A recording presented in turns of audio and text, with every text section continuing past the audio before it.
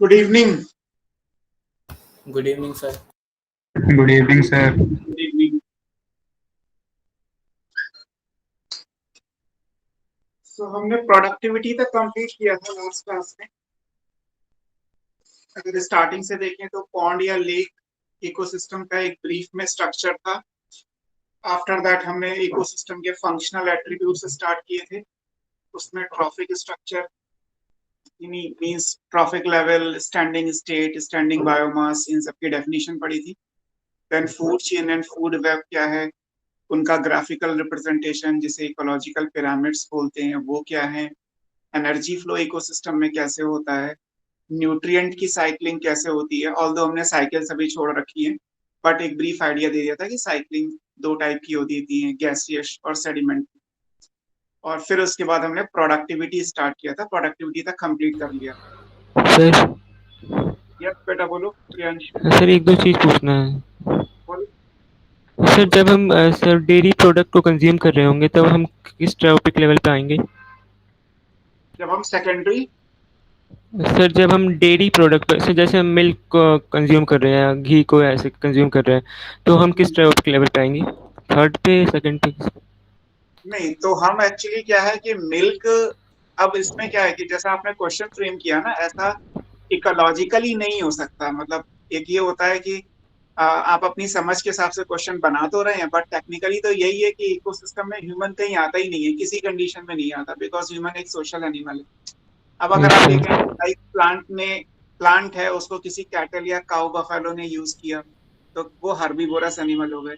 अब herbivorous animal का product अगर हम यूज कर रहे हैं तो हम कार्निवोर होने चाहिए, बट एक्चुअली हम हर्बीवोरस एनिमल का जो प्रोडक्ट यूज कर रहे हैं वो उसका मीट या फ्लैश नहीं है। लेकिन सेकेंडरी हर्बीवोर कभी एग्जिस्ट नहीं करता। तो इस केस में आपने जैसे कहा कि अगर हम मिल्क यूज कर रहे हैं किसी कैटल का, तो यस हमारा सर। ट्रॉफिक लेवल क्या होगा? तो फिर ना तो हम हर्बीवोर में आ सकते हैं ना हम कार्निवोर में आ सकते हैं, और कोई लेवल होता ही नहीं है। तो यस मतलब ये सर। ओमनीवोर समझने कुछ के होता साथ, नहीं।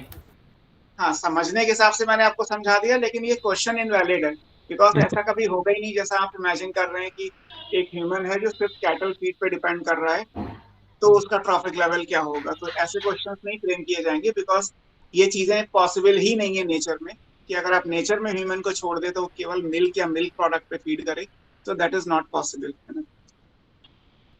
Okay sir.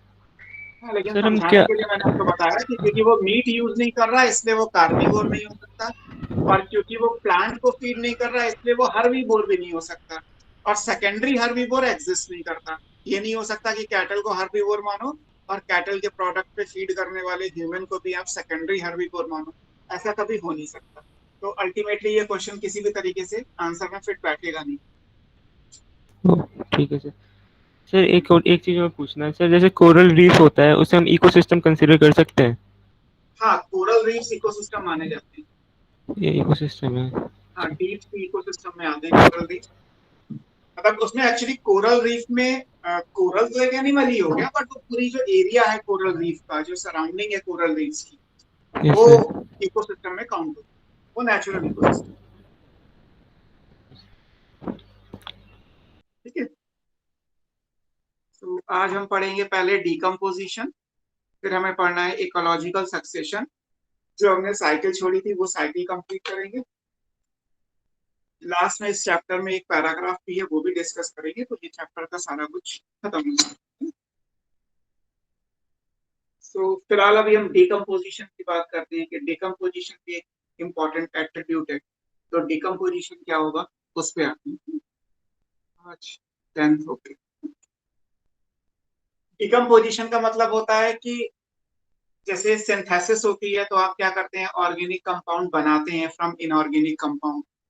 और न्यूट्रिएंट की साइक्लिंग में हमने ये माना कि जो ऑर्गेनिक कंपाउंड है वो वापस इनऑर्गेनिक फॉर्म में कभी ना कभी तो लौट के आएंगे।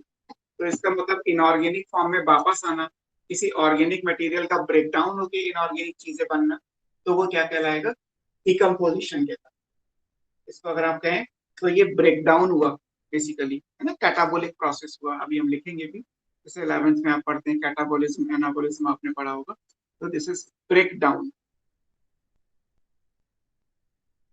ऑफ complex organic compound या organic matter into simplest inorganic form, सबसे simple purely inorganic state. Inorganic forms का मतलब मिनरल्स की फॉर्म में, जैसे मिनरल न्यूट्रिशन आपने पढ़ा था उसी फॉर्म में लौट,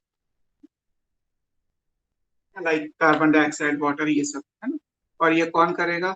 by the help of decomposers. Organism क्या कहलाते हैं? जैसे कंज्यूमर होते हैं, प्रोड्यूसर होते हैं, ऐसे डिकम्पोजर्स होते हैं। डिकम्पोजर्स को ट्रॉफिक लेवल के हिसाब से आप क्या बोलते हो? सैप्रोट्रॉफ्स बोलते हो। या हर्बीवोर कार्निवोर के सेंस में लिखा जाए तो डेट्रीवोरस एनिमल होते हैं, डेट्रीवोर्स कहलाते हैं। तो डिकम्पोजर, सैप्रोट्रॉफ्स या डेट्रीवोर्स, इनसे ये प्रोसेस कंप्लीट होगा। और सर ये सबसे लास्ट में आएंगे ना ट्रॉफिक लेवल में?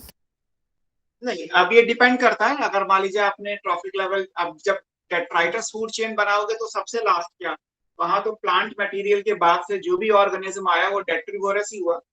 लाइक फंगी आई तो भी डेट्रीवोरस, बैक्टीरिया आए तो भी डेट्रीवोरस, अर्थवर्म आया तो भी डेट्रीवोरस। वहां तो सारे डेट्रीवोरस हैं। वहां प्रोड्यूसर कंज्यूमर तो ना आएंगे। या तो फूड चेन स्टार्ट होती है प्रोड्यूसर कंज्यूमर के थ्रू, क्योंकि वो लिविंग मैटर से शुरू हो रही है, या वो डेड मैटर से स्टार्ट होगी तो उसमें केवल डिकम्पोजर्स आएंगे, उनमें प्रोड्यूसर या कंज्यूमर नहीं आते।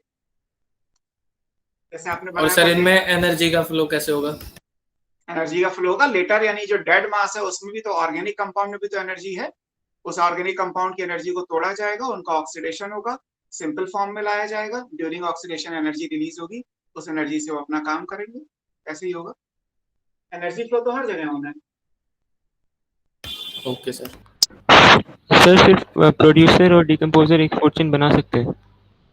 प्रोड्यूसर और डिकम्पोजर एक फूड चेन बना सकते हैं। उसमें यह है कि आप प्रोड्यूसर की डेथ एंड डिके कंसीडर कर लो, प्रोड्यूसर को यस सर, हाँ कंज्यूमर में कंसीडर ना ले जाओ। करें। हाँ, प्रोड्यूसर को कंज्यूमर में ना ले जाओ, लेकिन ऐसा होता नहीं। यस वही सर। बात है, क्वेश्चन फ्रेम करना और नेचर में क्या, इकोसिस्टम नेचुरल एस्पेक्ट है, उसमें हम अपना एंगल क्वेश्चन फ्रेम करने के लिए डाल तो रहे हैं, बट वही बात है कि फिजिबल नहीं है, सर पॉसिबल ऐसा होता नहीं नहीं है है। सर। हाँ, नेचर में यस प्लांट से मटेरियल जो भी है, प्लांट का मटेरियल वो अल्टीमेटली कंज्यूमर में जाएगा ही जाएगा। आप कैसे डिसाइड कर लोगे कि कंज्यूमर में ना जाए, वो सीधे प्लांट की डेथ हो जाए और वो डिकम्पोजर में जाए। और एक प्लांट के लिए चलो मान भी लेते हैं कि जरूरी नहीं कि हर एक ग्रास के प्लांट को रैबिट फीड करे। कुछ ग्रासेस होंगी जो अपनी लाइफ कंप्लीट करके ड्राई हो जाती होंगी, सूख जाती होंगी, और वो फिर डिकम्पोजिशन में चली गई। बट एक्चुअली एक इंडिविजुअल से इकोसिस्टम नहीं बनता ना। इकोसिस्टम में तो ग्रासलैंड इकोसिस्टम में तो ग्रासेस की पॉपुलेशन है ना। आप पूरी ग्रासेस की बात करोगे तो डेफिनेटली ग्रासेस का जो मटेरियल है, जो बायोमास है, वो किसी हर्बीवोरस एनिमल में जाएगा ही जाएगा। अब डिकम्पोजिशन की अगर हम बात सर करें आपने तो सैप्रोफाइट और डेट्रीवोर्स भी कैसे कह दिया था डिकम्पोजर को सर? एक ही बात है, जैसे प्रोड्यूसर कंज्यूमर डिकम्पोजर लेवल है, या आपने ऑटोट्रॉफ, हेट्रोट्रॉफ और सेप्रोट्रॉफ लिखा, हर्बीवोर, कार्निवोर और डेट्रीवोर लिखा, पैरेलल लाइंस हैं ये तो। Okay sir. सर जब हम ग्रासलैंड इकोसिस्टम की बात करते हैं तो वो उस बायोमास में वो भी ग्रासेस लेते हैं जिनको फीड नहीं किया गया, ड्राई हो गई। हाँ, और क्या, बायोमास तो बायोमास ही है। Okay sir. अब मैं आपको पहले डिकम्पोजिशन का एक ब्रीफ प्रोसेस समझा देता हूँ कि कौन कौन से स्टेप्स में कंप्लीट होगा, बाकी चीजें बाद में देखते हैं। This completes in following step.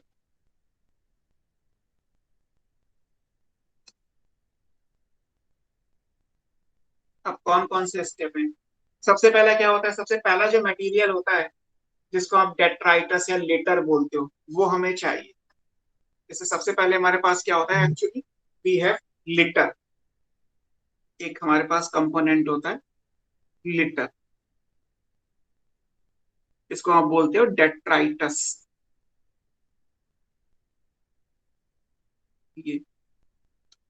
ये क्या है? जिसमें कोई डिकम्पोजिशन नहीं हुआ, दिस इज फ्रेशली, मतलब फॉलन, अभी टूट टूट के गिरा हुआ है। जैसे कोई पत्ती सूख के बस जस्ट गिरी है, कोई ब्रांच टूट के सूखी हुई, किसी एनिमल की डेथ अभी जस्ट हुई है, अभी डिकम्पोजिशन स्टार्ट नहीं हुआ, सिर्फ डेथ हुई है जस्ट राइट मोमेंट पे, तो फ्रेशली फॉलन आप ले सकते हो, फ्रेशली फॉलन है। और ये क्या है, कॉम्प्लेक्स ऑर्गेनिक मैटर, और ये फुल्ली अनडिकम्पोज्ड है, इसमें कोई डिकम्पोजिशन शुरू भी नहीं हुआ। आप चाहे आप इसमें सूखी हुई पत्ती ले लो, जैसे आपकी बुक में लिखा होगा कि आप चाहे तो इसमें फीकल मैटर ले लो, चाहे उसमें डेड मटेरियल एनिमल का ले लो, चाहे प्लांट का ले लो, चाहे फूल फ्लावर सूख के गिर गया, लीफ सूख के गिर गई, कोई ब्रांच या बार्क निकल के गिर गई प्लांट में से, कुछ भी मान लीजिए फ्रेशली फॉलन है जिसमें कोई डिकम्पोजिशन नहीं हुआ, ऐसा ऑर्गेनिक मैटर क्या कहलाता है, लिटर या डेट्राइटस कहलाता है। सबसे पहला काम क्या होता है, सबसे पहला काम ये होता है कि इस लिटर या डेट्राइटस का सरफेस एरिया बढ़ाया जाए। अब इसका सरफेस एरिया कैसे बढ़ेगा, इसके टुकड़े कर दो, एक लीफ के आपने 4 टुकड़े कर दिए तो उसका सरफेस एरिया बढ़ जाएगा, है ना। एक ब्रांच के आपने 20 टुकड़े कर दिए तो उनका सरफेस एरिया बढ़ जाएगा। तो सरफेस एरिया बढ़ाने के लिए पहला स्टेप क्या करना पड़ता है, that step is called fragmentation.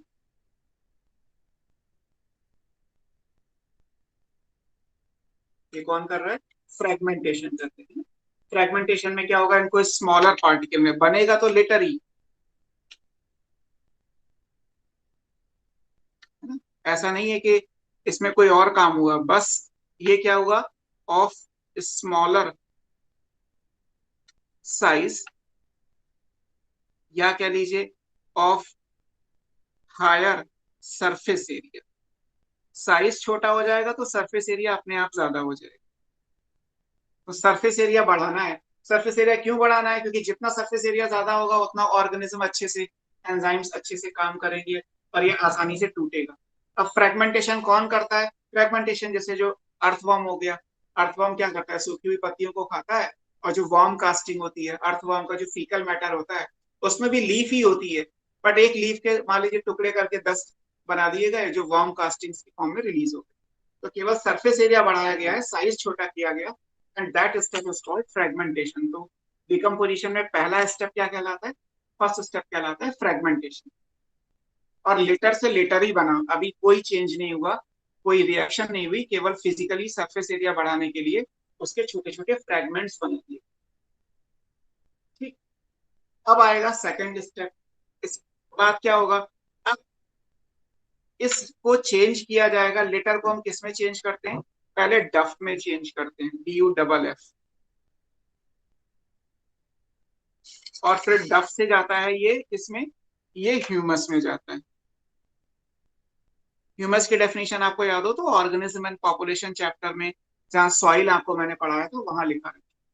तो पहले डफ बनेगा फिर ह्यूमस बनेगा। डफ क्या है, डफ ऑर्गेनिक मैटर है बट पार्शियली डिकम्पोज्ड है, ये अनडिकम्पोज्ड हो गए। अब थोड़ा सा डिकम्पोजिशन हो गया तो ये क्या कहलाएगा, this is partially decomposed, OM लिख दे रहा हूं, ऑर्गेनिक मैटर, आप पूरा लिख लीजिए, पार्शियली डिकम्पोज्ड ऑर्गेनिक मैटर। और ह्यूमस क्या कहलाता है, ये फुल्ली डिकम्पोज्ड है, पूरी तरीके से डिकम्पोजिशन हो गया।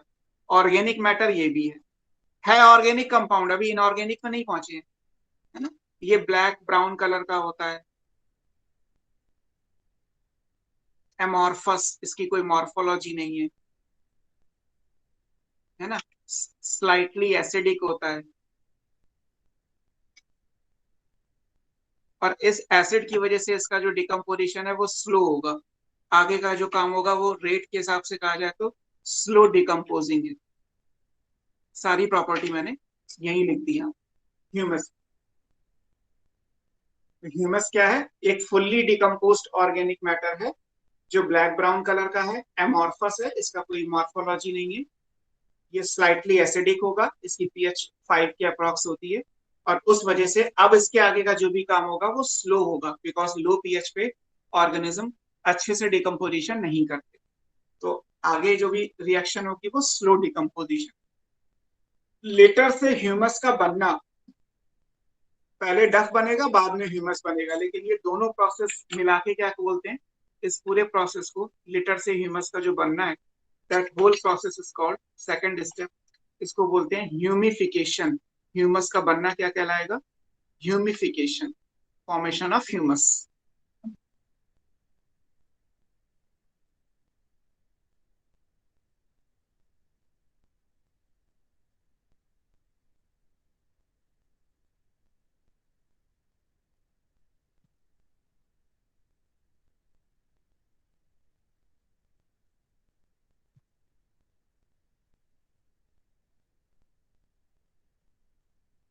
तो पहला स्टेप फ्रेगमेंटेशन हुआ, दूसरा स्टेप ह्यूमिफिकेशन हुआ। अभी भी क्या है, ये ऑर्गेनिक मैटर ही है। इसको ऐसे समझ सकते हो कि अगर मैं थोड़ा सा बायोमॉलिक्यूल्स में ले जाऊं, तो मान लीजिए ये एक लीफ है प्रॉपर बड़ी सी, स्टार्टिंग में लेटर में उस लीफ के अपने छोटे टुकड़े कर दिए तो स्मॉलर साइज का हो गया, लेकिन ओवरऑल लीफ का सरफेस एरिया बढ़ जाएगा, तो फ्रेगमेंटेशन हुआ। लेकिन लीफ में जो केमिकल कंपोनेंट है वो सेम है। अगर मान लो कि लीफ की सेल वॉल, लीफ में जो सेल आएंगी उसमें सेल वॉल सेल्यूलोज की होगी, तो यहाँ भी सेल्यूलोज होगा पॉलीसेकेराइड, यहाँ भी सेल्यूलोज होगा पॉलीसेकेराइड। तो कुल मिला के यहाँ पे कॉम्प्लेक्स नेचर सेम है। ऑर्गेनिक मैटर क्या है? सेल्यूलोज। अब मान लीजिए कि क्या हुआ, इस डेट्राइटस से जब डफ बना, पार्शियली डिकम्पोज हुआ, तो जैसे आप पढ़ते हैं कि कोई पॉलीसेकेराइड है, जब वो टूटेगा तो किस में चेंज होगा? ऑलिगोसेकेराइड में चेंज होगा। ऑलिगो का मतलब होता है फ्यू, और फिर ऑलिगोसेकेराइड से क्या बन जाते हैं? मोनोसेकेराइड बन जाते हैं। लेकिन मोनोसेकेराइड अगर बनेगा, मान लीजिए सेल्यूलोज है, तो सेल्यूलोज का ऑलिगोसेकेराइड और फिर मोनोसेकेराइड यानी कि ग्लूकोज बन जाएगा। बट ग्लूकोज भी एक ऑर्गेनिक कंपाउंड है, ऑलिगोसेकेराइड भी ऑर्गेनिक कंपाउंड है, पॉलीसेकेराइड भी ऑर्गेनिक कंपाउंड है। तो कुल मिला के अभी यहाँ तक जितना भी काम किया है ऑर्गेनिक से ऑर्गेनिक पे ही रखा है, लेकिन हमें कहाँ तक चाहिए? इनऑर्गेनिक फॉर्म तक चाहिए। ओवरऑल रिएक्शन में क्या है? कॉम्प्लेक्स ऑर्गेनिक कंपाउंड को सिंपलेस्ट इनऑर्गेनिक फॉर्म में तोड़ना है। तो अब हम क्या करेंगे? सपोज टू बी कि हम ग्लूकोज को फाइनली कार्बन डाइऑक्साइड और वाटर में तोड़ना चाहते हैं, तो हमें थर्ड स्टेप पे जाना होगा। थर्ड स्टेप पे क्या होगा? ये जो ह्यूमस है ये चेंज होगा मिनरल्स में। जो मिनरल्स होते हैं वो सिंपलेस्ट इनऑर्गेनिक हैं फॉर्म्स, जैसा डेफिनेशन में आपने लिखा। फॉर एग्जाम्पल CO2 हो गए, वाटर्स हो गए, या आयन जितने भी हैं वो सब। कि आपने पढ़ा था मिनरल न्यूट्रिशन में, कार्बन का सोर्स तो कार्बन डाइऑक्साइड है, हाइड्रोजन और ऑक्सीजन का सोर्स वाटर एंड CO2 हो गया, और बाकी जितने भी मिनरल्स हैं वो आयनिक स्टेट में आते हैं। तो अगर कोई और चीज होगी तो आयनिक फॉर्म में मिट्टी में छोड़ी। अब ये प्रोसेस जो ह्यूमस से मिनरल्स का बनना है, ये स्लो डिकम्पोजिंग है, एक्सट्रीमली स्लो रेट, बहुत धीरे धीरे होगा। क्यों होगा? क्योंकि ह्यूमस एसिडिक है। ये एसिडिक नहीं था, ह्यूमस एसिडिक है, इसलिए आगे का प्रोसेस स्लो रेट से होगा। जब भी है, इसीलिए मैंने बोला था कि टाइम लग जाएगा किसी भी साइकिल को कंप्लीट होने में, न्यूट्रिएंट साइक्लिंग को, बट कभी ना कभी तो ये पूरा होगा ही होगा। तो ये तीसरा स्टेप क्या कहलाता है?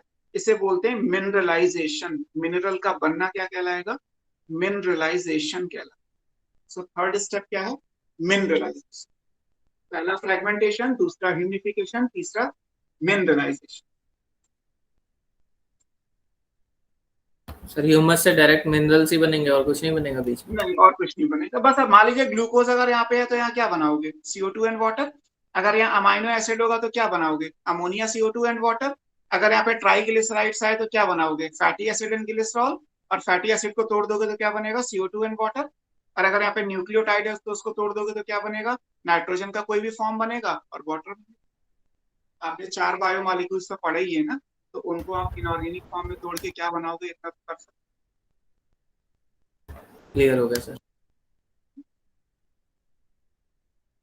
सो ये 3 स्टेप है। अगर कभी आता है कि कितने स्टेप में डिकम्पोजिशन कंप्लीट होता है, तो it completes in 3 steps: fragmentation, humification, mineralisation. Sir एक इमोबिलाइजेशन भी होता है, उसमें क्या होता है? किसमें? इमोबिलाइजेशन। इमोबिलाइजेशन और इमोबिलाइजेशन तो डिफरेंट थिंग है। इमोबिलाइजेशन और इमोबिलाइजेशन सॉइल फॉर्मेशन के पार्ट है। जब मिट्टी का फॉर्मेशन होता है तो 2 तरीके से होता है। मिट्टी का फॉर्मेशन का होता है, मिट्टी में जो आयंस आएंगे, मिट्टी में जो इनऑर्गेनिक स्टेट में आपने मिनरल्स पड़े हैं सॉइल में, जब वो आएंगे तो वो अलग अलग तरीके से आएंगे। अलग अलग तरीके का मतलब है 2 ऑप्शन है।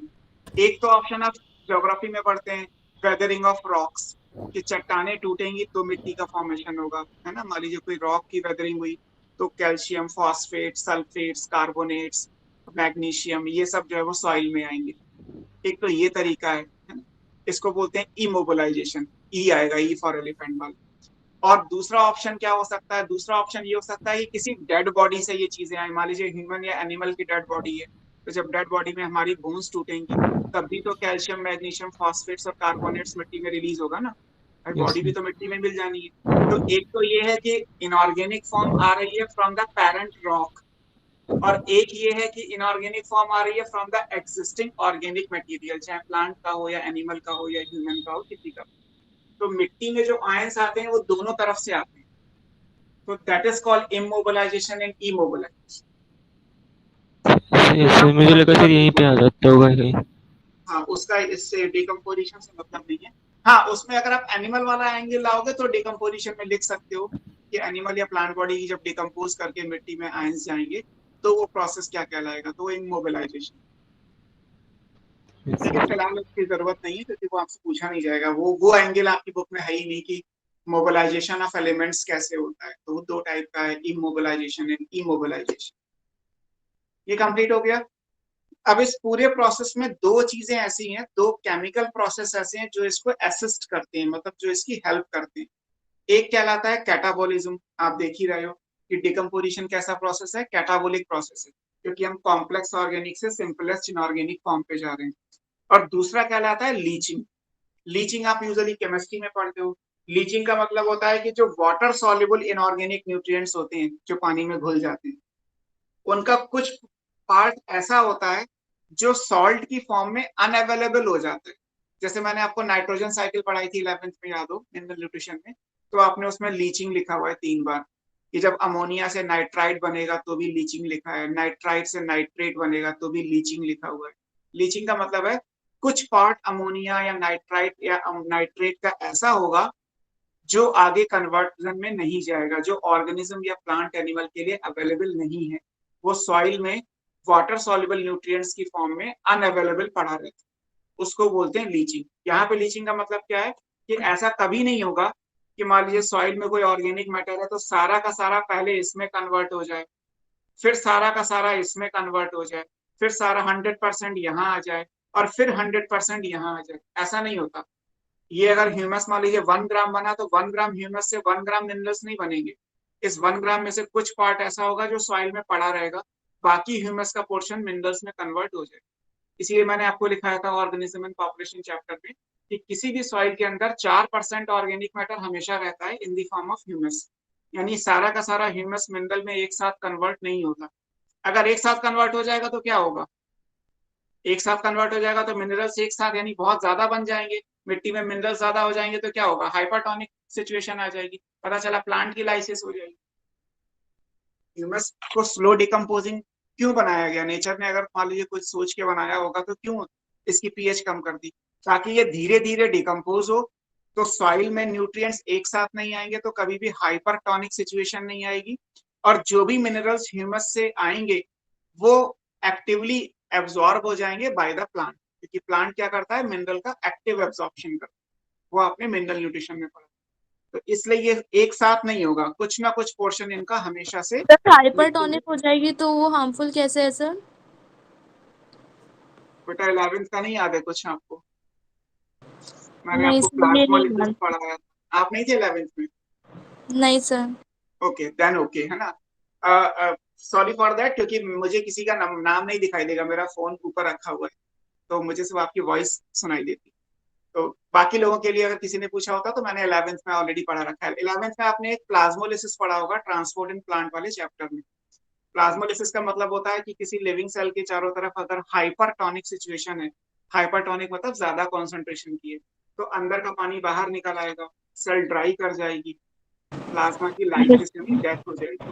तो ऐसे ही मान लीजिए न्यूट्रिएंट्स यहाँ से आए, जहां से भी न्यूट्रिएंट आए, मान लीजिए ह्यूमस से न्यूट्रिएंट आए, अब वो न्यूट्रिएंट जब वाटर में सॉल्युबल हो जाएंगे, मिट्टी में पानी होता ही है, तो बाहर रूट के चारों तरफ क्या हुआ, हाइपरटोनिक सिचुएशन हो। अगर रूट के बाहर हाइपरटोनिक सिचुएशन हो गई तो रूट से सारा पानी निकल के मिट्टी में आ जाएगा और रूट सूख जाएगी, ड्राई हो जाएगी, तो प्लांट अपने आप मर जाएगा। तो ऐसा ना हो इसके लिए नेचर ने क्या किया है कि वो ये काम धीरे धीरे करेगा। धीरे धीरे करने के दो रीजन है। पहला रीजन तो ये कि ह्यूमस एसिडिक है and because of low pH इसका डिकम्पोजिशन स्लो रेट से होगा।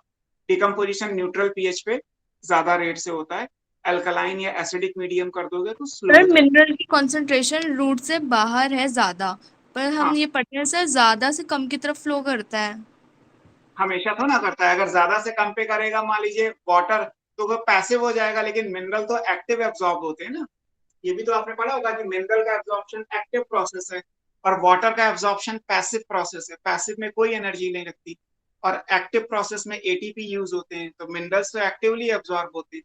मिनरल रूट के अंदर ज्यादा होते हैं और प्लांट के बाहर कम होते हैं, फिर भी प्लांट के बाहर जो कम है उनको प्लांट एब्जॉर्ब करता ही है बाय यूजिंग द एनर्जी, क्योंकि वो अगेंस्ट द ग्रेडियंट आते ओके सर। हैं।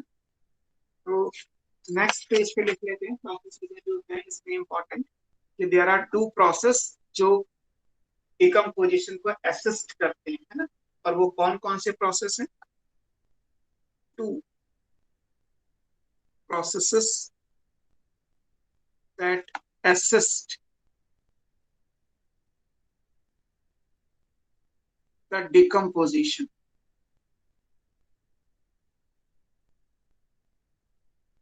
और वो कौन से प्रोसेस है? पहला कहलाता है कैटाबोलिज्म। कैटाबोलिज्म को आपने सबसे पहले 11th में पढ़ा होगा, लिविंग वर्ड में एनाबोलिज्म एंड कैटाबोलिज्म। कैटाबोलिज्म का मतलब है कि डेट्राइटस यानी ऑर्गेनिक कंपाउंड का, this is conversion of organic complex organic compounds into simplest inorganic form।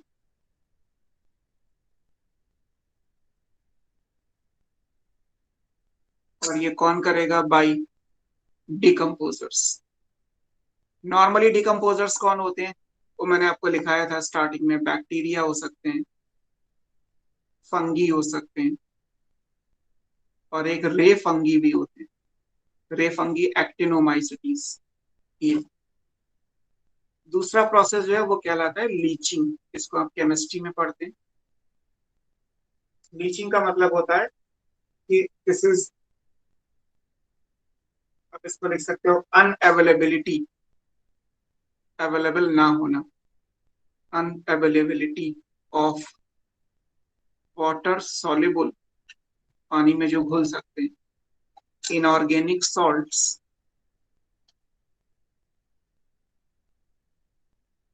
In soil as soil precipitates.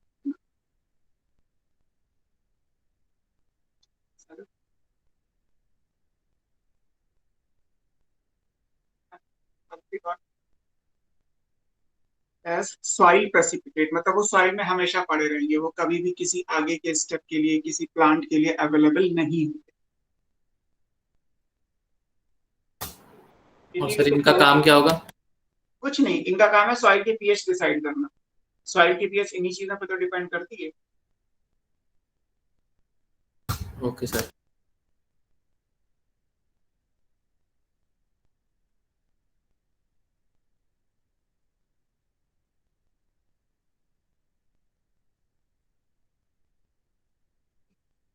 तो ये दो प्रोसेस हो गए। बाकी आपके बुक में अर्थवॉर्म के बारे में दिया हुआ है, वो सब जानते हैं। अर्थवॉर्म को आप फार्मर्स फ्रेंड बोलते हैं, बिकॉज अर्थवॉर्म यही काम करता है, वो कॉम्प्लेक्स ऑर्गेनिक मैटर को तोड़ के उसका सरफेस एरिया बढ़ा देता है। और जो वार्म कास्टिंग होती है, जो अर्थवॉर्म का फीकल मैटर होता है, उसे हम वार्म कास्टिंग्स कहते हैं। उसकी वजह से सॉइल लूज हो जाती है। जितनी ज्यादा सॉइल लूज होगी उतना ज्यादा एयर रहेगा सॉइल में, जितना एयर रहेगा रूट्स अच्छे से ग्रो करेंगे, है ना। आपने सुना होगा वर्मी कंपोस्ट फर्टिलाइजर आता है, तो वर्मी कंपोस्ट का मतलब क्या है? केचुए की खाद बोलते हैं।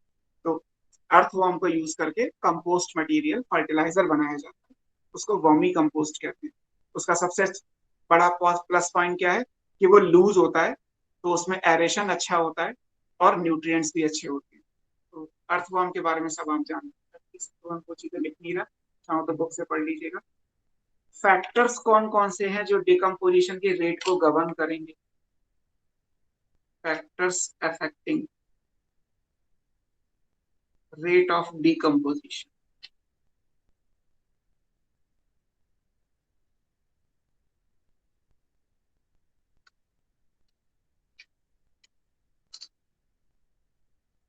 सिंपल लॉजिक है, क्योंकि डिकम्पोजिशन हो रहा है बैक्टीरिया, फंगी, माइक्रोब्स की वजह से।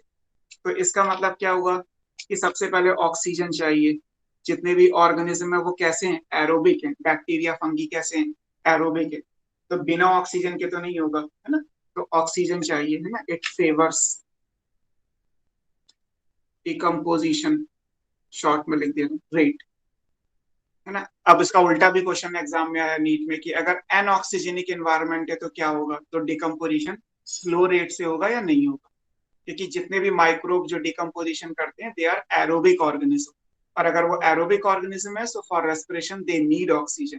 तो दैट्स व्हाई ऑक्सीजन सबसे इंपॉर्टेंट होगा। तो दूसरी सर वो चीज नहीं होगा या फिर स्लो रेट से होगा? तो जैसा भी ऑप्शन दिया हो आपको, है ना, वो आपके ऑप्शन में है सर कि दोनों तो कभी साथ नहीं दिए होंगे ना? दोनों नहीं होंगे सर। वो ओके ऐसा सर। लिखा होगा कि जैसे बुक में लाइन है कि अगर एनारोबिक कंडीशन है तो डिकम्पोजिशन इनिबिट हो जाएगा। अब इनिबिट होने का मतलब है कि उसका रेट कम हो गया या बहुत कम हो गया, वो डिपेंड करेगा किस एरिया में है, बाकी फैक्टर्स कौन से हैं। किसी एक फैक्टर से तो प्रोसेस होता नहीं ना। जैसे आपको ब्लैकमैन्स लॉ ऑफ लिमिटिंग फैक्टर पढ़ा, यहाँ भी बहुत सारे फैक्टर हैं, तो किसी एक फैक्टर से तो गवर्न करेगा नहीं। हाँ ये जरूर है कि एरोबिक में नॉर्मली होता है तो एनारोबिक में नॉर्मली नहीं होगा, इनिबिट ही हो जाएगा। तो ऑक्सीजन क्या करेगा, इट फेवर्स डिकम्पोजिशन रेट, वो फेवर करता है।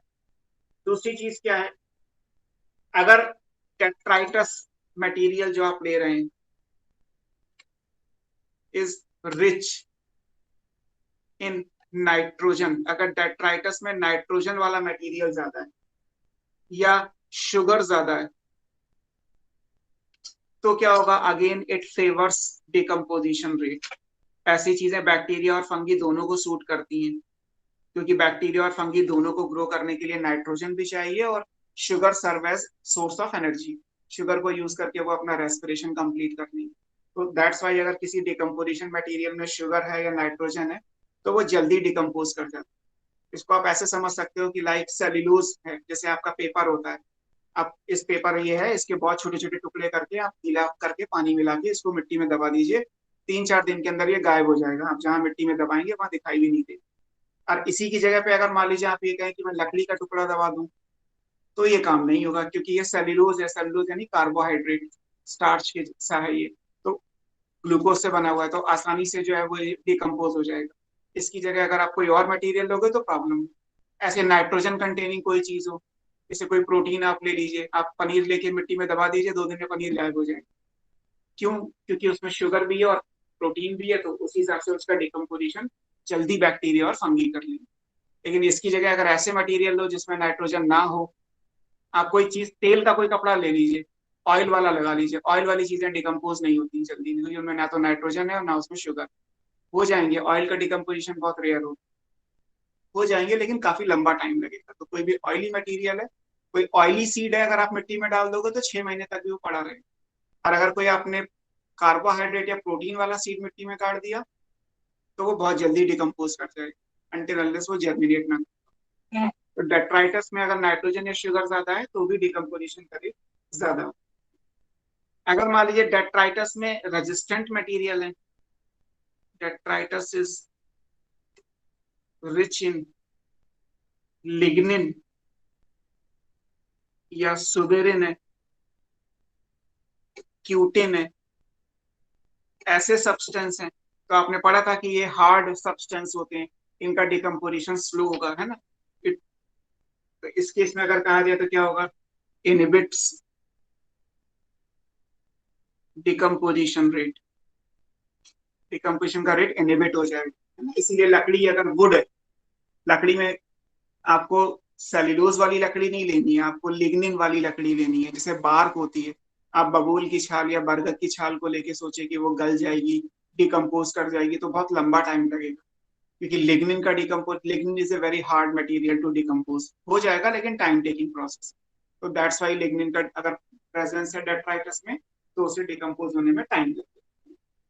ऑब्वियस सी बात है कि माइक्रोब को वर्क करने के लिए प्रॉपर टेम्परेचर चाहिए, और किसी भी ऑर्गेनिक मटेरियल को पहले वाटर, क्योंकि जितने भी एंजाइम होते हैं, कार्बोहाइड्रेट हो, प्रोटीन्स हो, फैट्स हो या न्यूक्लिक एसिड्स हो, इन सब पे वर्क करने वाले जो एंजाइम है वो हाइड्रोलिटिक एंजाइम है, हाइड्रोलेजेस। तो बिना पानी के तो वो काम करेंगे नहीं। तो अगर सॉइल में मॉइस्चर और सुटेबल टेम्परेचर नहीं मिलेगा तो भी डिकम्पोजिशन नहीं होगा।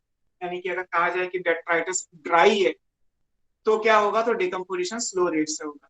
अगर डेट्राइटस में गुड मॉइस्चर है, गीला है, तो आसानी से डिकम्पोज कर जाएगा। ये भी चीजें हैं। तो इम्पोर्टेंट यहाँ पे क्या है कि टेम्परेचर चाहिए एंड सॉइल में मॉइस्चर चाहिए। अगर ये चीजें हैं तो ये क्या करेंगे, then again favours decomposition rate. जैसे मैंने बोला था ना, पेपर के टुकड़े करके पानी में भिगो के रखना है। तो पानी में भिगो के क्यों रखना है, क्योंकि वाटर की प्रेजेंस में फंगी और बैक्टीरिया ग्रो करेंगे। आपने पढ़ा ही होगा बायोलॉजिकल क्लासिफिकेशन में, फंगी बैक्टीरिया दोनों ही मॉइस्चर लविंग होते हैं। तो बिना मॉइस्चर के तो वो काम ही नहीं करेंगे, वो ग्रो ही नहीं कर पाएंगे। तो आपको मॉइस्चर या वाटर तो देना ही पड़ेगा। और बैक्टीरिया फंगी ऑब्वियस सी बात है एक सर्टेन टेम्परेचर पे ही अपनी एक्टिविटी रिज्यूम कर, तो वो टेम्परेचर भी आपको देना। इसीलिए जैसे आगे हम इसके बाद वाले चैप्टर में पढ़ेंगे कि ट्रॉपिकल रेन फॉरेस्ट में डिकम्पोजिशन रेट फास्टर क्यों होता है, क्योंकि ट्रॉपिकल रेन फॉरेस्ट में सुटेबल टेम्परेचर है, सुटेबल मॉइस्चर है। गुड मॉइस्चर होगा, गुड टेम्परेचर होगा तो माइक्रो भी अच्छे से वर्क करेंगे। वहीं पे अगर टेम्परेट एरिया लो तो पता चला बर्फ जमी हुई है, अब फ्रीजिंग टेम्परेचर पे तो बैक्टीरिया फंगी इतनी आसानी से काम करेंगे नहीं। तो इसीलिए कोई स्नो कवर्ड माउंटेन में डेड बॉडी है, 20 साल पड़ी रहती है, उसमें तो डिकम्पोजिशन शुरू भी नहीं होगा। हो जाएगा 50, 100, 200 सालों में डिकम्पोज हो जाएगी, लेकिन अगर टेक्निकली कहा जाए कि 10, 15, 20 सालों में तो डिकम्पोजिशन ना के बराबर। तो ये भी इंपॉर्टेंट है कि सुटेबल टेम्परेचर और मॉइस्चर, इनको उल्टा करके भी पूछा जा सकता है ना, तो अपने आप अंतर। So this is all about the decomposition.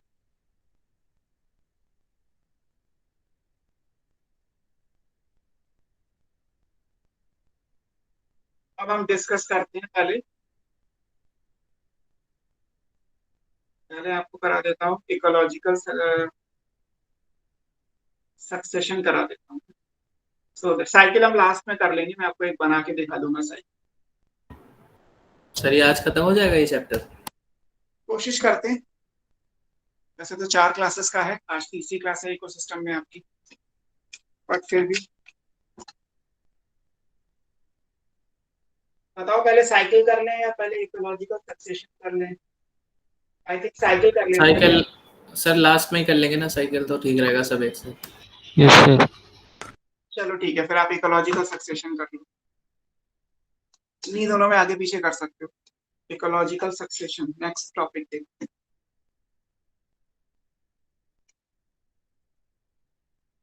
अभी तक आपने जितने भी फंक्शंस पढ़े हैं, अगर मैं सीरीज में कहूँ तो जैसे जिस सीक्वेंस में मैंने पढ़ा है उसमें आपने trophic structure, food chain, food web, ecological pyramid, energy flow, nutrient cycling, productivity, decomposition, इतने फंक्शंस पढ़े।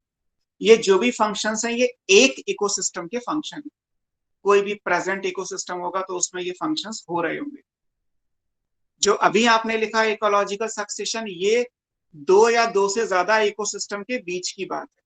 सक्सेशन का मतलब है सीरीज में, और करना क्या है, हमें इकोसिस्टम का रिप्लेसमेंट करना है।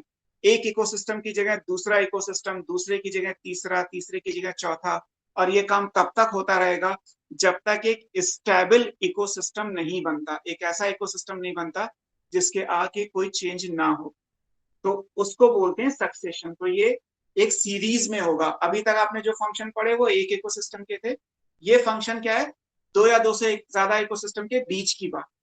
तो इकोलॉजिकल सक्सेशन, और इससे काफी क्वेश्चंस आपको हर साल इससे क्वेश्चन आता ही है, इस सिंगल टॉपिक से कुछ ना कुछ आपको मिल जाएगा।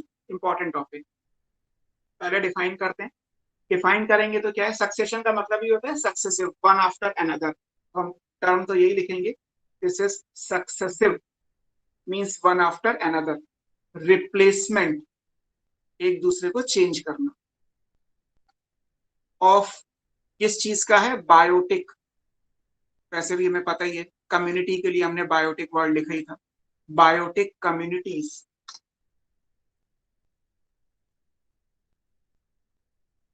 Successive replacement of biotic communities.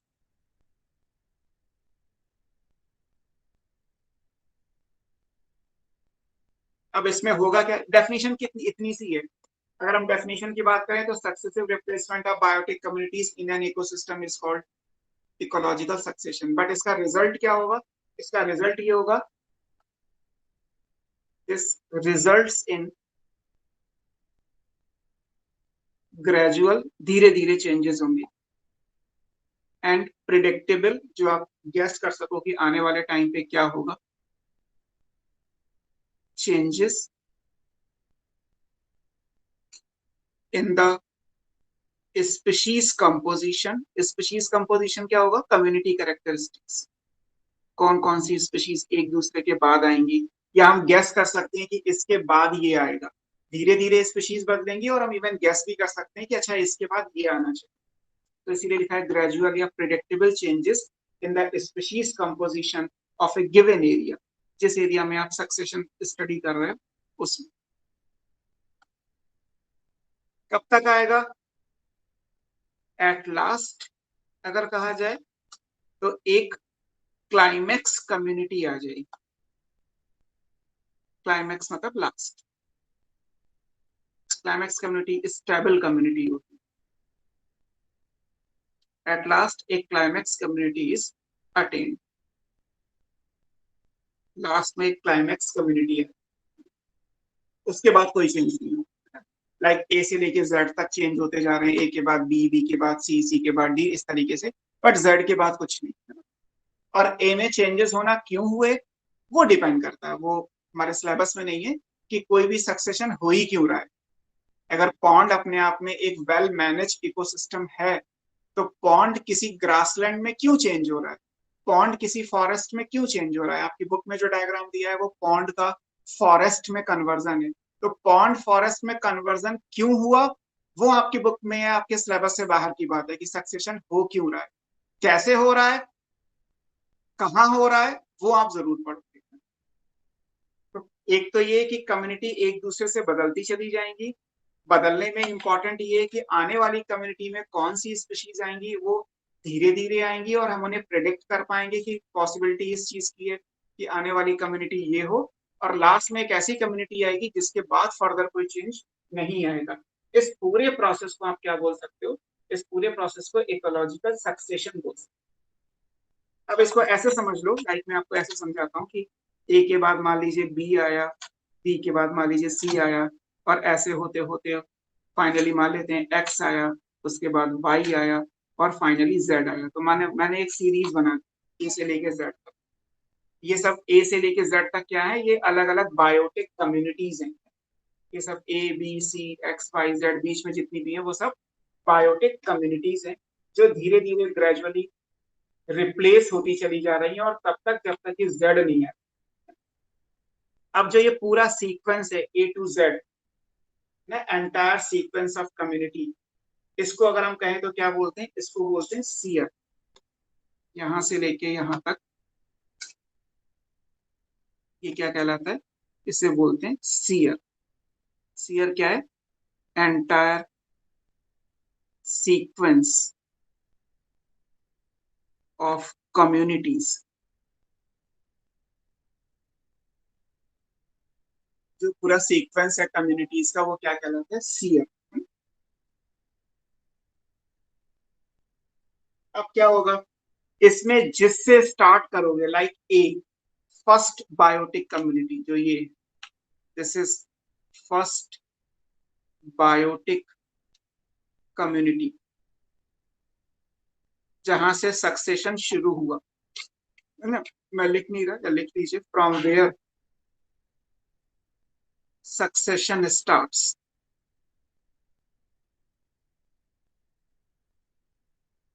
जहां से सक्सेशन शुरू हो रहा है इसे क्या बोलोगे, this is called Pioneer community. इसको क्या बोलते हैं, पॉइनियर मीन्स पहला है तो पॉइनियर कम्युनिटी।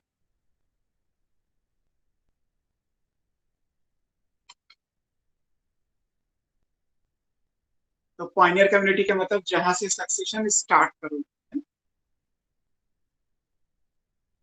जो लास्ट की होगी, है ना, लास्ट स्टेबल कम्युनिटी।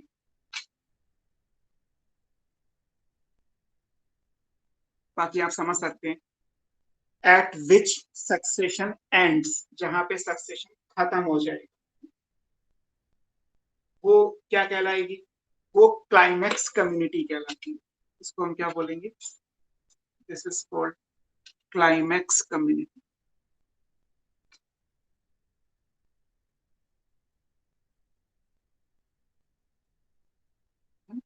और आपकी बुक के हिसाब से अगर कहा जाए तो ये perfect harmony with nature. Climax community अपनी मर्जी से नहीं आएगी। जहां सक्सेशन हो रहा है उसके सराउंडिंग इन्वायरमेंट क्या है, उसके सराउंडिंग में क्लाइमेटिक कंडीशन कैसी है, वो अगर मान लीजिए आप कहें कि पॉन्ड जो है वो एक दिल्ली में कोई पॉन्ड है, अब दिल्ली में पॉन्ड है तो हम उसको फॉरेस्ट में चेंज करेंगे। अब आप कहोगे सर इसमें हम चीड़ का पेड़ लगा दें, पाइन ट्री लगा दें। अब दिल्ली में पाइन ट्री ग्रो नहीं कर सकता, अंडरस्टूड है। दिल्ली में अगर ग्रो भी करेगा तो कीकर का पेड़ ग्रो कर जाएगा, बबूल का पेड़ ग्रो कर जाएगा, दिल्ली जीरो फीट है। तो उस पॉइंट ऑफ व्यू से डेफिनेटली यहाँ पाइन ट्री नहीं आ सकता। पाइन ट्री कहाँ आएगा? देहरादून का बेल्ट होगा तो आ जाएगा, अगर हिमाचल का होगा तो देवदार आएगा, है ना। अगर लद्दाख का है तो वहां के हिसाब से आएगा, जो सराउंडिंग होगी वैसा आएगा, अपनी मर्जी से नहीं, क्योंकि नेचर में हो रहा है। हम नहीं लगा रहे पौधों को, अपने आप नेचर इस चीज को हील कर रही है, तो वो खुद देखेगी कि सराउंडिंग में क्या है। तो क्लाइमेक्स कम्युनिटी हमेशा वो होती है जो स्टेबल और फाइनल कम्युनिटी होती है ना, नियर इक्विलिब्रियम विद एनवायरनमेंट, ऐसा मेंशन होता है। इसको अगर कहा जाए तो ये क्या है? This is near equilibrium with environment.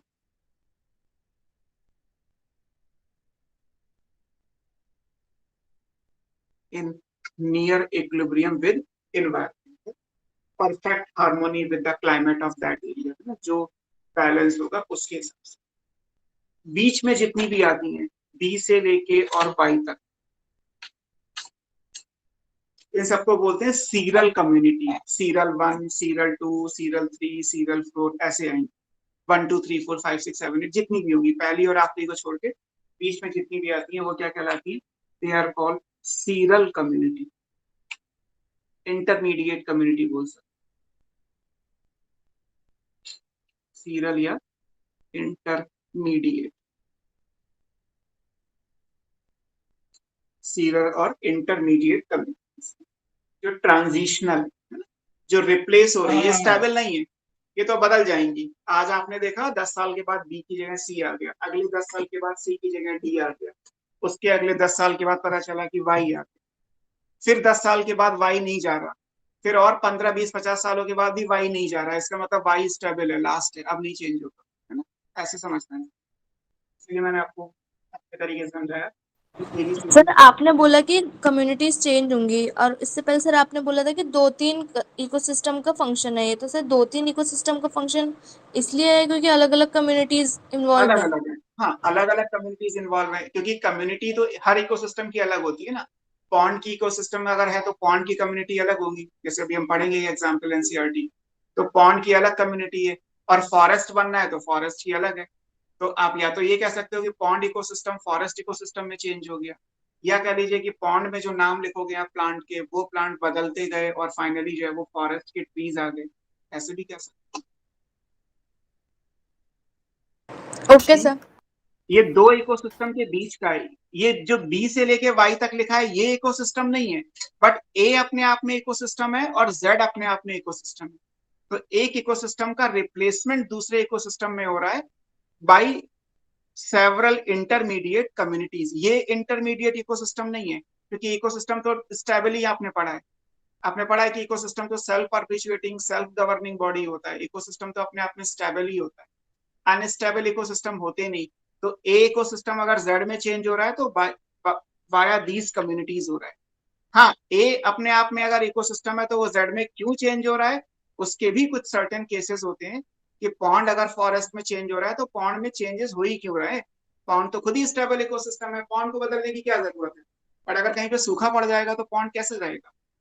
अगर कहीं पे ड्रॉट का केस आ गया, लगातार बारिश 10-15 सालों तक नहीं हुई, तो तालाब सूख जाएंगे ना, और तालाब सूख जाएंगे तो फिर देखा जाएगा सूखने के बाद कि वो ग्रासलैंड में कन्वर्ट होंगे, या वो फॉरेस्ट में कन्वर्ट होंगे, या वो बैरन एरिया में कन्वर्ट हो जाएंगे, किसी ना किसी में तो कन्वर्ट हो ही जाएंगे।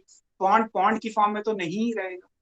ऐसा नहीं हो सकता कि एक तालाब सूख गया पूरा, उसके बाद बारिश हो गई और दोबारा तालाब बन गया, वो नहीं हो सकता। क्यों? क्योंकि पॉन्ड के सूखने के साथ साथ उसमें जो फिशेस, प्लांट, एनिमल है, उन सबकी डेथ होती जाएगी।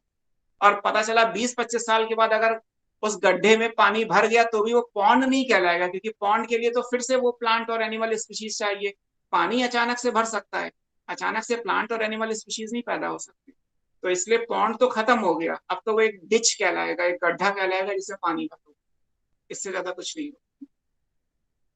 तो ये सारी बातें यहाँ पे क्लियर करनी है हमको, ये सब समझना। अब एक ये भी चीज इंपॉर्टेंट है, सक्सेशन आप शुरू कहीं से भी करें, जब वो खत्म होगा तो यहाँ पे जो कंडीशन आएगी, यहाँ पे जो क्लाइमेक्स कम्युनिटी आएगी, ना तो वो बहुत ज्यादा ड्राई होगी, ना वो बहुत ज्यादा वेट होगी, वो एक बीच का एनवायरनमेंट होगा।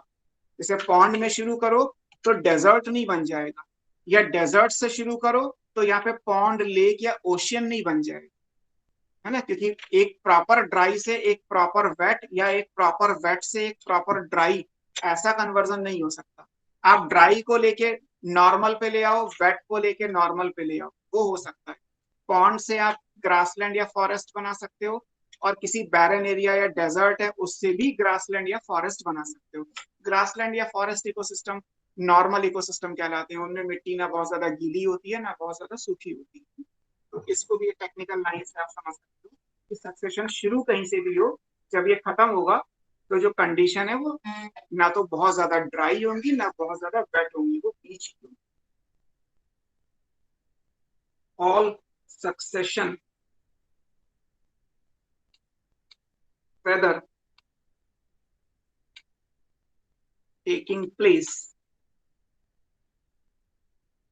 इन वाटर, जैसे पॉन्ड के लिए भी आप पढ़ोगे, और लैंड, चाहे टेरेस्ट्रियल हो चाहे एक्वेटिक हो, होगा क्या? Whether taking place in water और land, they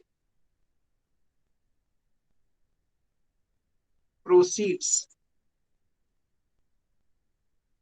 they proceed into a similar climax community, एक जैसी कम्युनिटी में चेंज हो जाए, which is neither too dry, too dry का मतलब जीरिक नहीं होगी, नॉर टू वेट, बहुत ज्यादा गीली भी नहीं, दैट इज हाइड्रिक। ये भी इंपॉर्टेंट है। तो होगी कैसे ये? इसको बोलते हैं मीजिक। मीजिक मतलब बीच की, मीजिक कंडीशंस हो, ना तो जीरिक होंगी ना हाइड्रिक होंगी, ना ड्राई होंगी ना वेट होंगी, दोनों के बीच की कंडीशन होगी, इनको बोलते हैं मीजिक कंडीशन।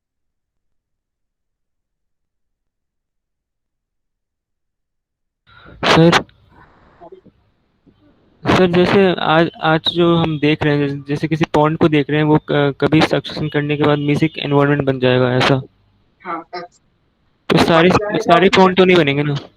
हाँ, तो सारे पॉन्ड तो कन्वर्ट नहीं होंगे ना? नहीं सारे नहीं होंगे, वो तो एक केस है, एक केस स्टडी है कि एक कॉज होता है हर चीज का। तो कॉज यहाँ पे आपको पढ़ना नहीं है कि सक्सेशन का कॉज क्या है, वो आपके सिलेबस में नहीं है कि कॉज के बेस पे सक्सेशन क्यों हो रहा है, इसके बेस पे क्या चीजें हैं, वो सिलेबस में आपके नहीं है। तो हम अभी ये नहीं पढ़ रहे कि पॉन्ड क्यों कन्वर्ट हुआ, लेकिन मैंने आपको एक एग्जाम्पल दिया कि मान लीजिए कि पॉन्ड आपका जो है वो है किसी एरिया में, मान लीजिए हम नहीं देखा है, हमारे गांव में पॉन्ड था वहां पे पहले कभी। अब क्या हुआ कि बहुत सालों से बारिश नहीं हुई, जैसे बुंदेलखंड में बहुत सारे तालाब सूख गए, या राजस्थान में बहुत सारे एरिया हैं जहाँ पे पॉन्ड कभी हुआ करते थे, नेचुरल पॉन्ड। आज से 50 साल पहले की बात की जाए तब समर सेवेल और साफ पानी और आरओ का जमाना थोड़ा था। लोग गाँव में तो तालाब से पानी लाते थे, तालाब का पानी पीने लायक पानी होता था, इसीलिए तो फ्रेश वाटर बॉडी माना जाता है कि पॉन्ड से पानी भर के लाते थे घड़े मटके में। देखा होगा ड्राइंग वगैरह में, पेंटिंग्स में औरतें भर के लाती हैं और उसी से खाना बनता था। अब क्या हुआ, बारिश हुई नहीं, तो धीरे धीरे वो तालाब सूख गया।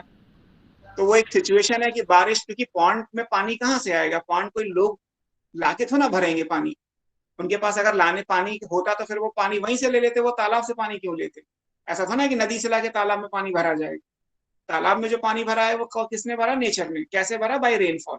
अच्छी बारिश हुई तो पॉन्ड सैचुरेट होते थे, हर साल बारिश नॉर्मल होती थी, हर साल अच्छा वेदर होता था, हर साल बारिश टाइम पे आती थी तो पॉन्ड हील हो जाता था, भर जाता था, और उसको वो पूरे साल भर यूज करते थे। अब क्या होता है, अब तो क्लाइमेटिक सिचुएशंस इतनी गड़बड़ा गई है कि बारिश का कुछ पता नहीं है, गर्मी कब तक चलेगी कुछ पता ही नहीं है, तो धीरे धीरे तालाब सूखने लगे। अब अगर तालाब सूख रहा है तो सूखने के बाद उस गड्ढे का, जिसने जितने एरिया में तालाब है, उसका क्या होगा? अगर नेचर पे छोड़ दिया जाए तो उस पॉन्ड का क्या होगा? तो उस पॉन्ड का जो सिचुएशन होगी वो ऐसी होगी कि ना तो बहुत ज्यादा गीली ना बहुत ज्यादा सूखी, जो सराउंडिंग होगी, जो आसपास के पेड़ लगे होंगे, जो आसपास की क्लाइमेटिक कंडीशन होगी, जो वहाँ पे पेड़ ग्रो कर सकता होगा, जो पौधा ग्रो कर सकता होगा, जो घास ग्रो कर सकती होगी, जो एनिमल रह सकते होंगे, वो आके उस एरिया को कॉलोनाइज कर लेंगे। तो पॉन्ड खत्म होके एक ग्रासलैंड में मर्ज हो गया, ऐसे समझ लीजिए। Yes sir.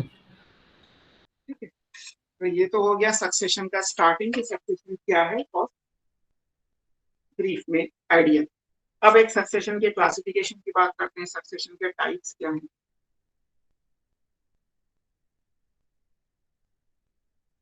Types of succession. पहला क्राइटेरिया क्या है? ऑन द बेसिस ऑफ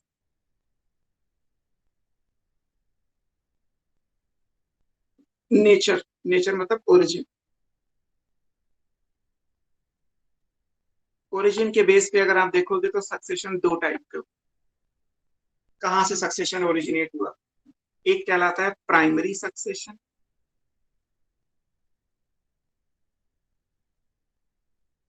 इसको बोलते हैं प्राइसियर, और एक होता है सेकेंडरी सक्सेशन, ये कहलाता है subsere. Prisere and subsere. Primary succession secondary succession book में नाम दिए हैं, प्राइसियर सबसीयर आप एक्स्ट्रा याद कर लीजिए। बोतल में। ठीक। सर ये सीआर का क्या मतलब सीयर तो पढ़ा है आपको पूरा सीरीज, अभी तो लिखा था पहले, इसीलिए सीयर ही पढ़ाया है? यस सबसे सर, पहले, हाँ यहाँ से ओके यहाँ सर, तक। ओके आप सक्सेशन को सीयर बोल सकते हो, इकोलॉजिकल सीयर बोल सकते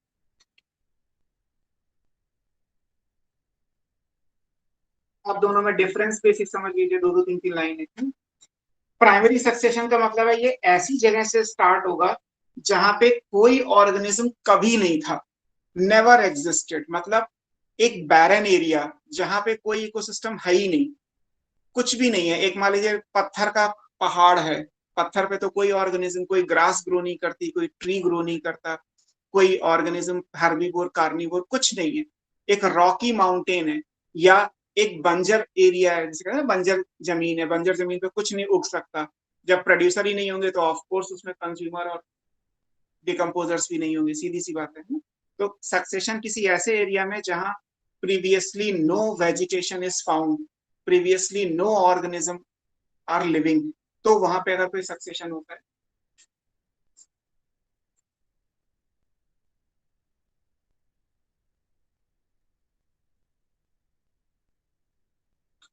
उसको बोलते हैं प्राइसियर, यानी प्राइमरी सक्सेशन।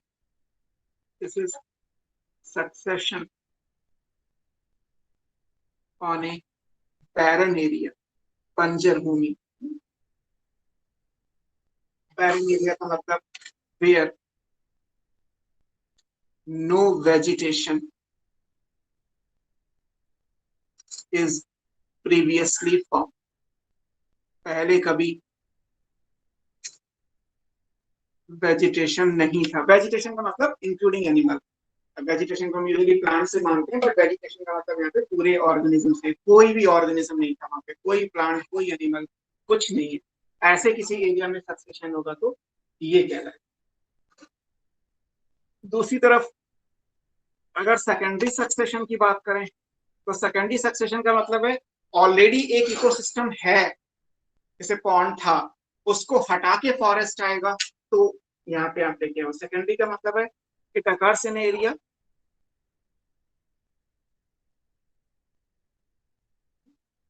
where या which is previously occupied, पहले से घिरा हुआ है, by एन इकोसिस्टम, पहले से एक इकोसिस्टम है ना? या पहले से बायोटिक कम्युनिटी वहां पे है, बट डिस्ट्रॉयड, बट ये डिस्ट्रॉय हो गया, चाहे सूखा पड़ गया हो, चाहे लैंडस्लाइड हो गई हो, चाहे फ्लड्स आ, कुछ भी हो, कोई भी नेचुरल कैलामिटीज आप कंसिडर कर सकते हो। किसी भी नेचुरल कैलामिटीज की वजह से अगर ये डिस्ट्रॉय हो गया, अब यहाँ पे कुछ भी आएगा तो वो क्या कहलाएगा, सेकेंडरी सक्सेशन। एक तो ये डिफरेंस हो। दूसरा, अब क्योंकि यहाँ पे कुछ है ही नहीं, तो अगर कहा जाए तो इसमें बहुत लंबा टाइम लगेगा, क्योंकि टेक्निकली तो यहाँ मिट्टी भी बनानी पड़ेगी, है ना, सॉइल फॉर्मेशन भी करना पड़ेगा। अगर मान लीजिए कोई हिल का स्लोप है तो यहाँ में मिट्टी बनानी पड़ेगी, मिट्टी को रोकना पड़ेगा, वरना बारिश होगी तो मिट्टी बह के नीचे आ जाएगी, पहाड़ तो ऐसे का वैसे छूट जाए। तो बहुत लंबा टाइम लगेगा, it takes long time, thousands years लग जाते हैं प्राइमरी सीयर को कंप्लीट होने, it requires a long time. Sir इस समय कोई है बैरन एरिया? बहुत सारे हैं। सर मतलब कोई एनिमल ही नहीं है ना, प्लांट है वहाँ? कुछ नहीं है, 1000 years और मोर देन 1000 years ही लिखा है, स्लो प्रोसेस। कोई एनिमल प्लांट नहीं है तो मिनिमम डाइवर्सिटी है, मिनिमम में आप 0 भी मान सकते हो, बट एक्चुअली होता वही है कि पूरे एरिया को एक्सप्लोर करना और ये पता करना कि एक सिंगल इंडिविजुअल भी नहीं है, टेक्निकली पॉसिबल नहीं है, इसलिए 0 डाइवर्सिटी ना लिख के मिनिमम डाइवर्सिटी लिखा है। यहाँ पे तो ऑलरेडी मान लीजिए पॉन्ड फॉरेस्ट में चेंज हो रहा है, तो पॉन्ड में कम से कम मिट्टी तो बनी बनाई है, पॉन्ड में प्लांट ही तो बदलेंगे, एनिमल ही तो बदलेंगे, तो यहाँ पे टाइम कम लगेगा, requires a lesser time period of about 50 years, 50 साल लग सकते हैं। ये कंपैरेटिवली फास्टर रेट से होगा। यहाँ पे इसके कंपैरिजन में अगर कहा जाए तो हायर डाइवर्सिटी है, मैक्सिमम तो नहीं, हायर ना, इट्स ऑल अबाउट कंपैरिजन है ना, इसलिए मैंने आपको कंपैरिजन करके ही पढ़ाया है।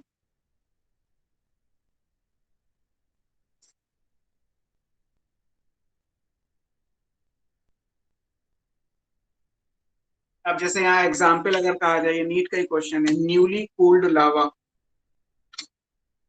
अब मान लीजिए कोई वॉल्केनिक इरेप्शन हुआ और लावा निकला, कूल्ड, COOLED, कूल्ड, कोई लावा निकला। अब लावा का जो टेम्परेचर होता है वो लगभग 1400-1600 डिग्री सेंटीग्रेड होता है।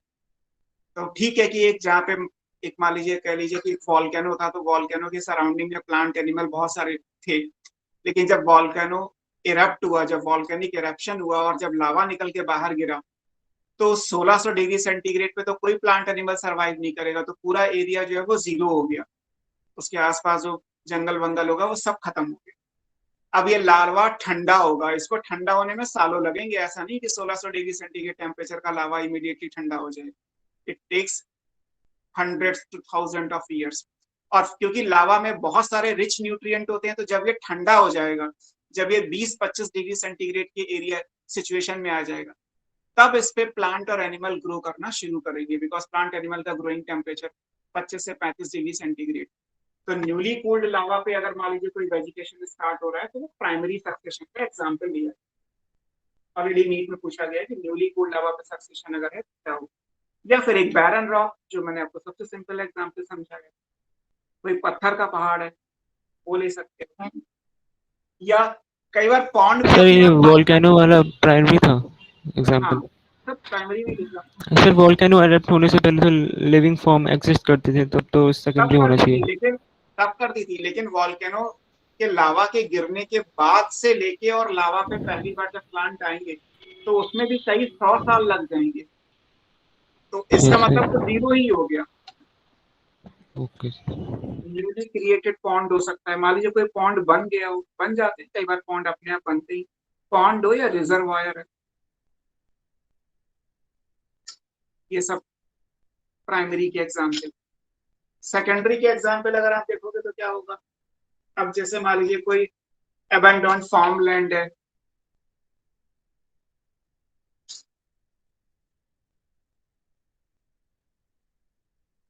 कोई एग्रीकल्चर लैंड है, फार्म लैंड है, फार्मिंग जहाँ होती है, वो बर्बाद हो गई किसी भी वजह से, बाढ़ आ गई, सूखा पड़ गया, इस तरीके से। कोई कट फॉरेस्ट है, आपने पूरे फॉरेस्ट इकोसिस्टम को कट कर दिया, किसी भी वजह से कट किया, वो आप ले सकते हैं। या pond ecosystem, pond into forest, ये भी आप पढ़ोगे ही, यही एग्जांपल आपको पढ़ना है, आपकी बुक में दिया हुआ है। तो ये सब इसी में है।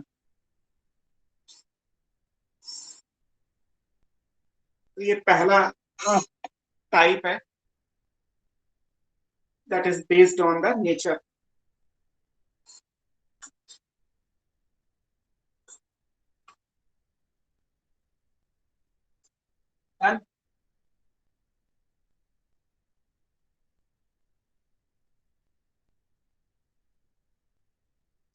हो गया सर।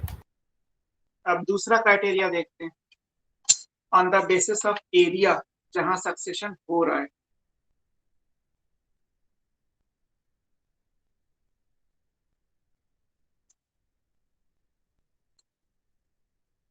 Where succession occurs,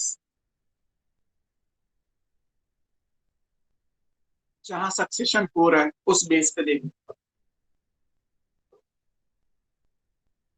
अगर उस बेस पे देखेंगे तो भी ये दो टाइप का है। एक कहलाता है जीरार्क, एक कहलाता है हाइड्रा।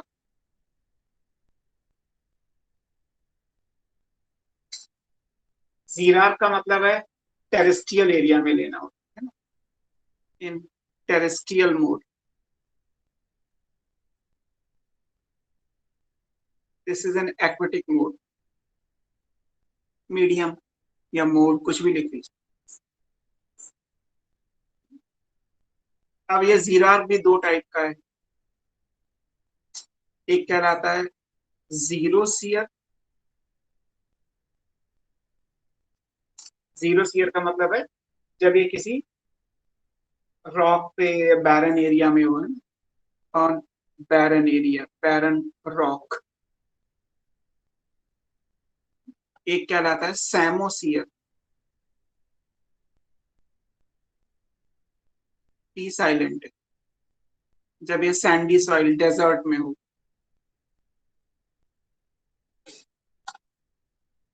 जैसे डेजर्ट होती है सैंडी हैबिटेट्स में। ऐसे ही जो एक्वेटिक मीडियम वाला है ये भी दो टाइप का है, एक कहलाता है हाइड्रोसियर, अगर ये फ्रेश वाटर बॉडी में है।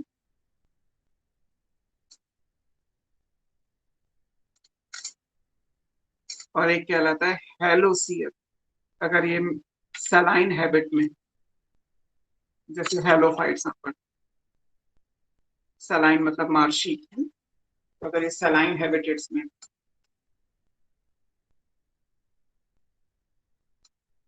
सिंपल है।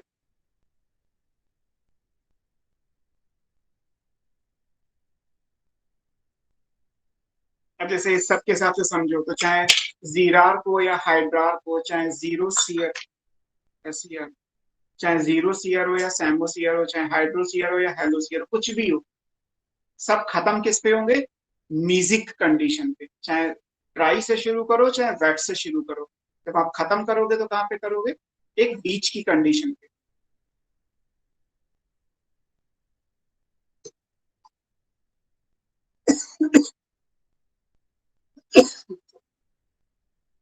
सर जीरो सीयर में बैरन होगा तो सर वो प्राइमरी वाले में नहीं जाएगा? बेटा ये क्राइटेरिया अलग है, आप इसको प्राइमरी में ले जा सकते हो, but on the basis of nature हो जाएगा फिर तो वो, या तो on the basis of area है ना।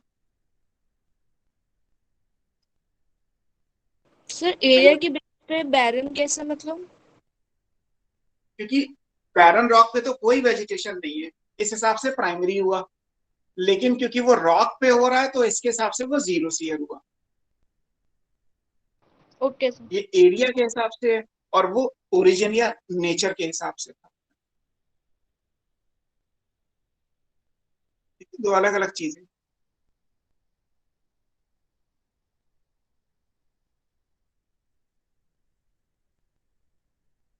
जैसे आप ये कहें कि अगर आपसे कोई कहे कि आपकी बॉटनी फैकल्टी कौन है, तो आप कहेंगे मेरे बॉटनी के सर हैं। तो ये दो अलग अलग क्राइटेरिया है। मैं बॉटनी पढ़ाता हूँ वो डिफरेंट है, और वो बीइंग ए मेल वो डिफरेंट क्राइटेरिया है।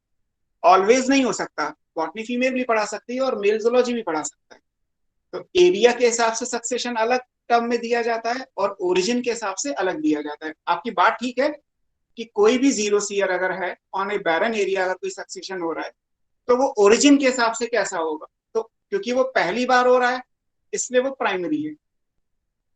अब अगर कहा जाए यहाँ से कि मान लीजिए मैं हाइड्रोसीयर पढ़ रहा हूँ, हाइड्रोसीयर में मैं पॉन्ड को फॉरेस्ट में कन्वर्ट करूंगा, तो एक्वेटिक मीडियम में है तो इसलिए हाइड्रोसीयर है। बट क्योंकि वो आगे जाके किसी और इकोसिस्टम में चेंज होगा और पॉन्ड अपने आप में इकोसिस्टम है, तो टेक्निकली वो सेकेंडरी सक्सेशन में भी आएगा। सर दोनों बताएंगे तो और ज्यादा origin- अच्छे से डिफाइन हो जाएगा वो बस। हाँ, मतलब डेफिनेशन तो अलग अलग ही रखनी है, वो ठीक है कि हम उनको कोरिलेट कर रहे हैं, बट क्राइटेरिया अलग अलग है। क्राइटेरिया एट ए टाइम दो एक साथ नहीं ले सकते हैं आप, या तो नेचर लोगे या फिर प्लेस लोगे। यस। अब जैसे आपके सिलेबस में एज पर एनसीईआरटी अगर हम चलें तो केवल ये सिलेबस में आपके दिया हुआ है ना। आपके सिलेबस में जो डिटेल दी हुई है वो किसकी दी हुई है, हाइड्रोसीयर की दी है।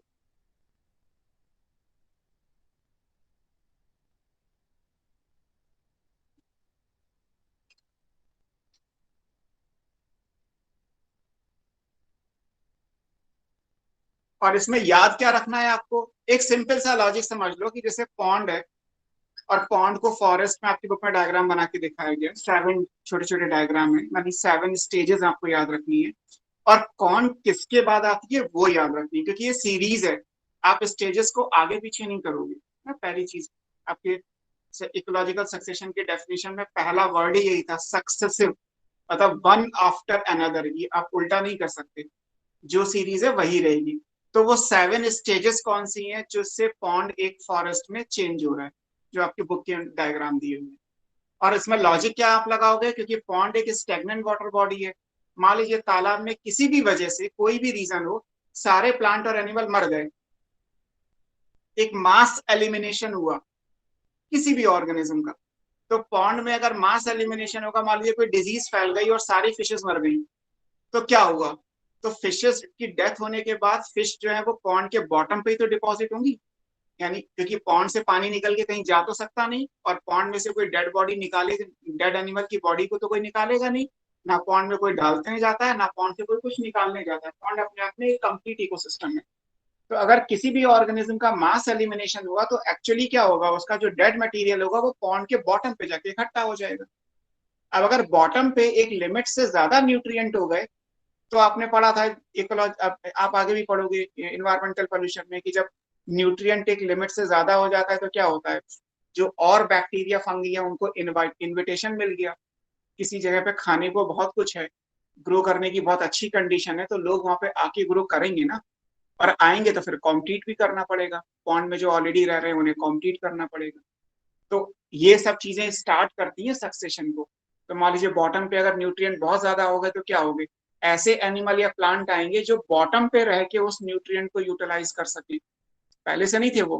क्योंकि मास एलिमिनेशन हुआ, डेथ तो नॉर्मली होती तो कोई दिक्कत नहीं थी, धीरे धीरे डेथ हो तो धीरे धीरे न्यूट्रिएंट यूटिलाइज होते जाएंगे। बट क्योंकि मास एलिमिनेशन होगा इसलिए एक साथ वहां पे ऐसे प्लांट आ जाएंगे जो बॉटम पे रह के उस डेट्राइटस को यूज कर सके।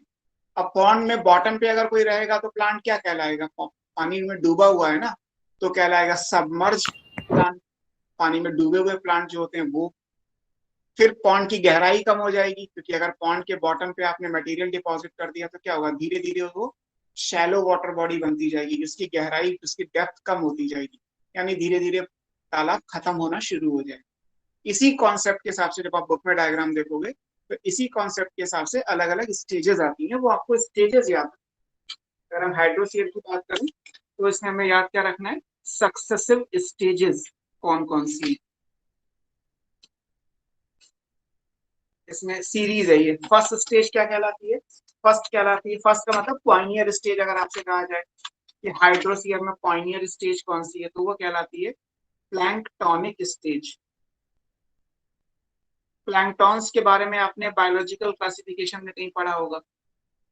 प्लैंकटॉन में फाइटो प्लैंकटॉन, जैसे क्राइसोफाइट्स में लिखा है डायटम्स एंड डेस्मिड्स, कि वो प्लैंक्टोनिक होते हैं, सरफेस पे तैरते रहते हैं। एनिमल में होंगे, हमने अभी फूड चेन बनाई थी, फाइटोप्लैंक्टन, जूप्लैंक्टन। तो प्लैंक्टोनिक का मतलब है यहाँ पे फाइटोप्लैंक्टन एंड जूप्लैंक्टन, फाइटो एंड जूप्लैंक्टन।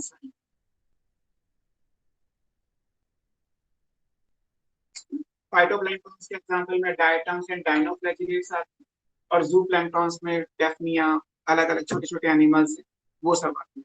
ये ऑलरेडी पॉन्ड के अंदर प्रेजेंट हैं। अगर इनका किसी भी वजह से मास एलिमिनेशन हो, मास एलिमिनेशन किसी नेचुरल कैलामिटीज की वजह से भी हो सकता है, किसी मैन मेड कैलामिटी की वजह से भी हो सकता है। कोई डिजीज स्प्रेड कर गई किसी पर्टिकुलर एनिमल या प्लांट पे, सब खत्म हो गए एक साथ, तो वहां पे क्या होगा, पॉन्ड के बॉटम पे बहुत ज्यादा न्यूट्रिएंट इकट्ठा हो जाएगा। अब उस बहुत ज्यादा न्यूट्रिएंट को जो इकट्ठा हुआ, उसको एकदम से यूटिलाइज करने के लिए जो नए ऑर्गेनिज्म आएंगे, वो होंगे जो पॉन्ड के बॉटम पे जाके उस चीज को यूटिलाइज कर सकते। तो सेकंड स्टेज क्या बन जाएगी, सबमर्ज स्टेज। ऐसे प्लांट आएंगे जो डूबे हुए होंगे, तैरने वाले नहीं है, सबमर्ज स्टेज वाले प्लांट है। इनके एग्जाम्पल आपकी बुक में नहीं दिए हुए हैं, हालांकि नोट्स में दिए होंगे, जो केल्विन का मॉड्यूल है उसमें मैंने मेंशन किए हैं, एनसीईआरटी में नहीं है। आपको ठीक लगे तो याद कर लीजिएगा, अदरवाइज आप छोड़ सकते हैं। Examples are not important for you, क्योंकि वो आपके सिलेबस में नहीं। ऑल्दो सबमर्ज प्लांट के एग्जाम्पल मैंने कहीं ना कहीं आपको 11th में भी पढ़ा रखा है। हाइड्रिला, वेलिस्नेरिया, ये ऐसे प्लांट होते हैं जो बॉटम पे जाके ग्रो करते हैं। जो बॉटम पे ऑर्गेनिक मैटर है बहुत ज्यादा, वहां जाके हाइड्रिला, मैं लिख दे रहा हूँ फिलहाल के लिए, मैंने आपको दोबारा से बोल रहा हूँ, ये जो प्लांट के या एनिमल के एग्जाम्पल्स होंगे वो आपको याद नहीं करने, कर सकते हैं, आपकी चॉइस है, आपके सिलेबस में नहीं है। एनसीईआरटी से जरूर रीड कर लीजिएगा, तो आपको आइडिया लग जाएगा सबमर्ज स्टेज की लाइन क्या लिखी। तो हाइड्रिला प्लांट हो गया, या पोटोमेगाटोन है, नाजास है, छोड़ दीजिए, हाइड्रिला सबको होता है, सबमर्ज प्लांट है। ऐसे प्लांट आके उस बॉटम इनरिच्ड ऑर्गेनिक मैटर पे ग्रो करें। जब हाइड्रिला पॉन्ड के बॉटम पे ग्रो करेगा तो पॉन्ड की गहराई कम हो जाएगी। अब गहराई कम हो जाएगी, मान लीजिए हाइड्रिला जिस प्रपोर्शन में ग्रो करेगा उसकी डेप्थ उस प्रपोर्शन में होगी। अब उसकी गहराई कम हो गई है, तो अब ऐसे प्लांट आ जाएंगे जो फ्लोटिंग स्टेज वाले होते हैं, फ्लोट कर सकते हैं, तैर सकते हैं। तैरने वाले जो प्लांट होते हैं उनकी रूट पानी में होती है, मिट्टी में नहीं होती। वो फ्री फ्लोटिंग भी हो सकते हैं और फिक्स्ड फ्लोटिंग भी हो सकते हैं। फिक्स्ड फ्लोटिंग का मतलब है उनकी रूट पानी में होंगी, जड़ें जो है वो मिट्टी में होंगी तालाब की, और पौधा ऊपर तैर रहा होगा, जैसे कमल का पौधा होता है अगर आपने देखा हो तो। और फ्री फ्लोटिंग का मतलब लाइक आइकॉर्निया पिस्टिया, जिनकी रूट पानी में तैरती रहती है और पौधा वाटर की सरफेस के ऊपर ग्रीन लीफ एंड फ्लावर सब एरियल होता है। तो फ्री फ्लोटिंग और फिक्स्ड फ्लोटिंग दोनों तरीके के प्लांट आ सकते हैं, जो वाटर की सरफेस पे तैरते हैं या उससे अटैच रहते हैं। इसमें आप कमल का एग्जाम्पल बहुत आसानी से समझ सकते हो। कमल, लोटस की जो जड़ें होती हैं वो पॉन्ड के किनारे जो मिट्टी होती है जहाँ गहराई कम होती है वहां होती है, और जड़ से वो तना ग्रो करते करते स्टेम ग्रो करेगा, और लीफ जो है वो पानी की सरफेस पे पड़ी रहती है, फ्लावर भी तैरता रहता है। ऐसे प्लांट जानते हैं। इनकी भी जब डेथ होगी तो फिर नेक्स्ट बायोटिक कम्युनिटी आएगी, जो शैलो वाटर के अंदर एम्फीबियन प्लांट होते हैं, आधे पानी के अंदर हैं आधे पानी के बाहर हैं। इस टाइप के प्लांट होते हैं, जैसे सिंघाड़े का प्लांट होता है। अगर किसी ने सिंघाड़े का प्लांट देखा तो आप उसे समझ सकते हैं। इसको बोलते हैं रीड स्वैम्प स्टेज।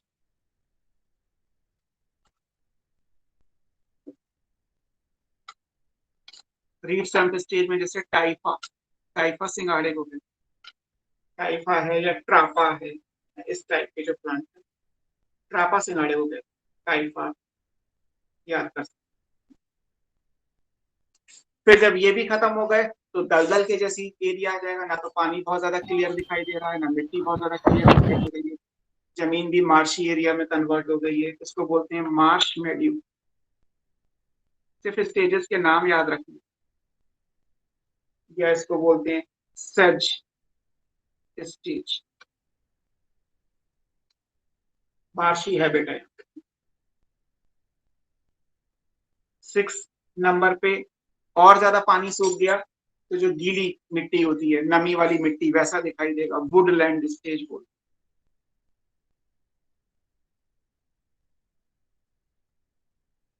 और जब यहाँ भी पानी सूख जाएगा तो लास्ट में क्लाइमेक्स स्टेज है। क्लाइमेक्स का कोई नाम पता नहीं हो सकता बिकॉज हमें नहीं पता कि ये पॉन्ड कहाँ पे था। क्लाइमेक्स हमेशा वो आएगा जो सराउंडिंग में ग्रो कर रहा हो। अगर मान लीजिए कोई पॉन्ड किसी फॉरेस्ट के बीच में है तो ये पॉन्ड फॉरेस्ट में ही मर्ज होगा। अगर ये पॉन्ड मान लीजिए ग्रासलैंड के आसपास है तो ये पॉन्ड ग्रासलैंड में ही मर्ज हो जाएगा। अगर ये पॉन्ड किसी नॉर्मल एरिया के आसपास है तो वो नॉर्मल किसी फार्म लैंड में है, खेती करने वाले एरिया के पास है तो ये खेती वाली जमीन में ही मर्ज हो जाएगा। जो सराउंडिंग होगी वहां जाएगा। आप इसको अलग अलग नहीं कर सकते।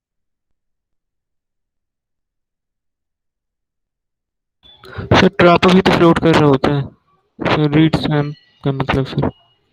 रीड स्टेम क्या होता है? यस सर ट्रॉप भी तो फ्लोटिंग में डाल सकते थे हम।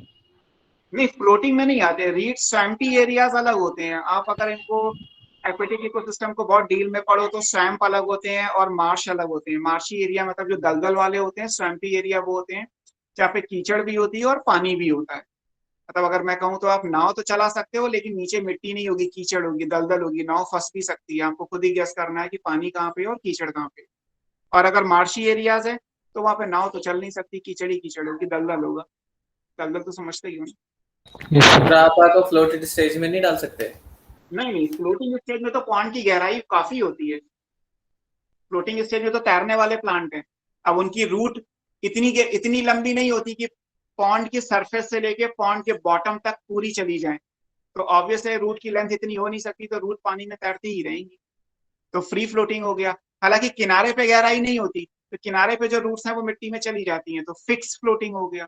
तो फ्री फ्लोटिंग और फिक्स फ्लोटिंग में फ्लोट तो दोनों ही केस में कर रहे हैं, इसीलिए स्टेज का नाम फ्लोटिंग स्टेज रखा। Okay sir. आपकी बुक में डायग्राम बने हैं, आप एक आइडिया ले सकते हो। डायग्राम की कोई जरूरत नहीं है, केवल इन 7 स्टेजेस का सीक्वेंस इंपॉर्टेंट है।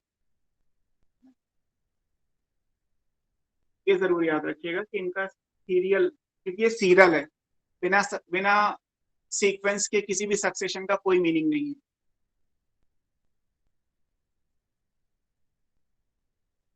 Done?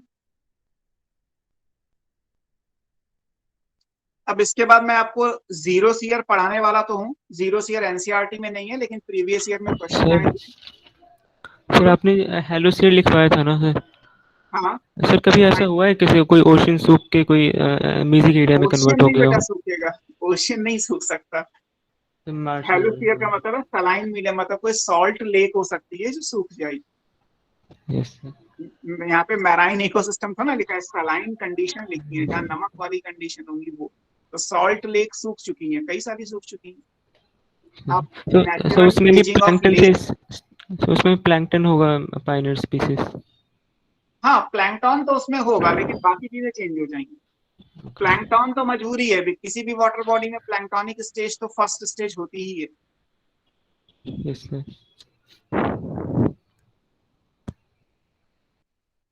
क्लियर? अब मैं जीरो सीयर आपको यस पढ़ा सर। रहा हूँ। जीरो सीयर में भी आपको स्टेजेस याद रखनी है। जीरो सीयर एनसीईआरटी में नहीं है लेकिन प्रीवियस ईयर के क्वेश्चंस आए हुए हैं, तो उनको करने के लिए आपको बस स्टेजेस याद रखनी है उनको। हालांकि जीरो सीयर एनसीईआरटी में नहीं दिया होगा। सेकंड देख लीजिए, जीरो सीयर।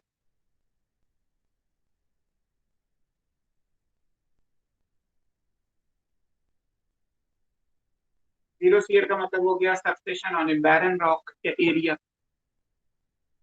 इसमें भी आपको याद रखना है सक्सेसिव स्टेजेस कौन सी।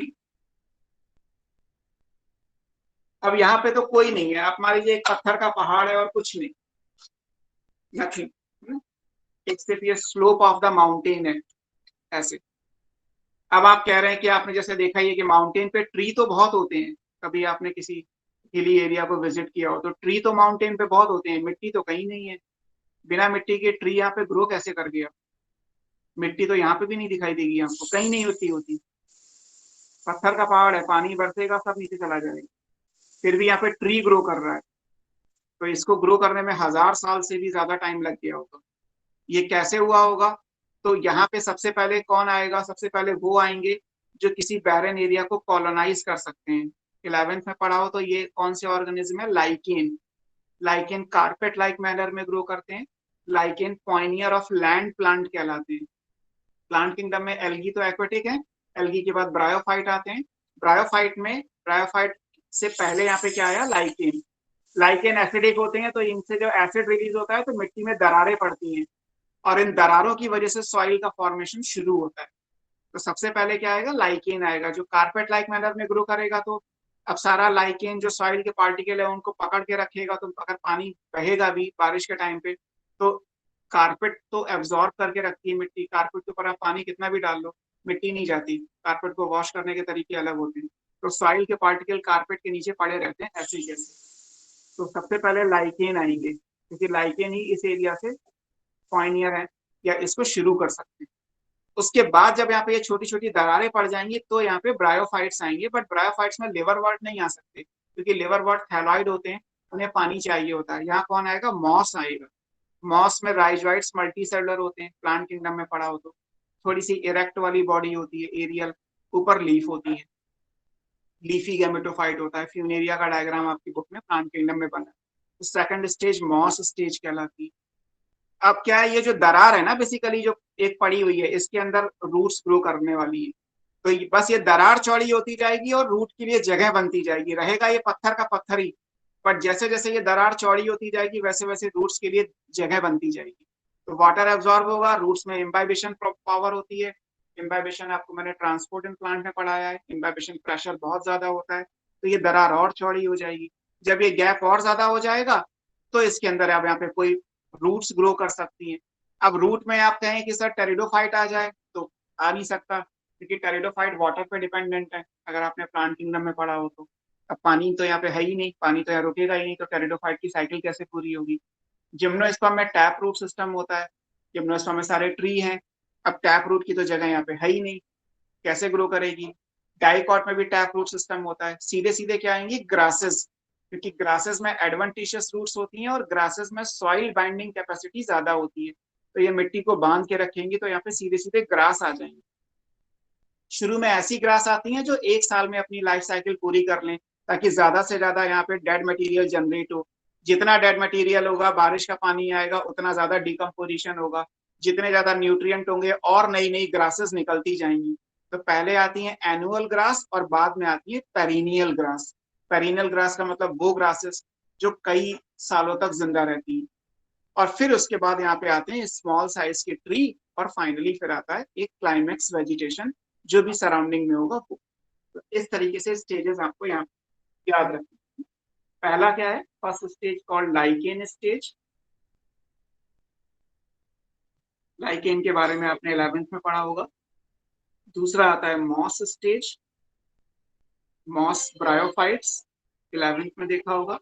तीसरा आती है एनुअल ग्रास, ऐसी ग्रास जो 1 ईयर में लाइफ साइकिल कंप्लीट कर सके।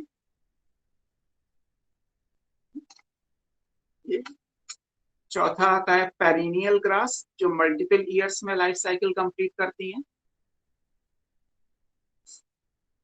जिससे बायोमास और ज्यादा होगा। पांचवा आता है, इसको बोलते हैं श्रब स्टेज। छोटे छोटे ट्री तो नहीं है, बट छोटे छोटे प्लांट हर्ब और श्रब के जैसे ग्रो करना शुरू कर देते हैं। और लास्ट में आता है क्लाइमेक्स स्टेज। या और क्लाइमेक्स का सेम फंडा है, depending on the surrounding in harmony with nature, like this mesophytic area में कन्वर्ट होता है। ऐसा नहीं है कि ये सीधे सीधे जो है वो बहुत ज्यादा ड्राई था तो ये ड्राई में कन्वर्ट हो, वेट तो है ही नहीं, बैरन एरिया। बस ये सीरीज याद रखिएगा, ठीक है। तो हमने इकोलॉजिकल सक्सेशन पूरा कर लिया। अब बची आपकी साइकिल और एक टॉपिक छोटा सा पैराग्राफ, वो इकोसिस्टम सर्विसेज करके दिया हुआ है, उसको अगली क्लास में डिस्कस कर लेंगे।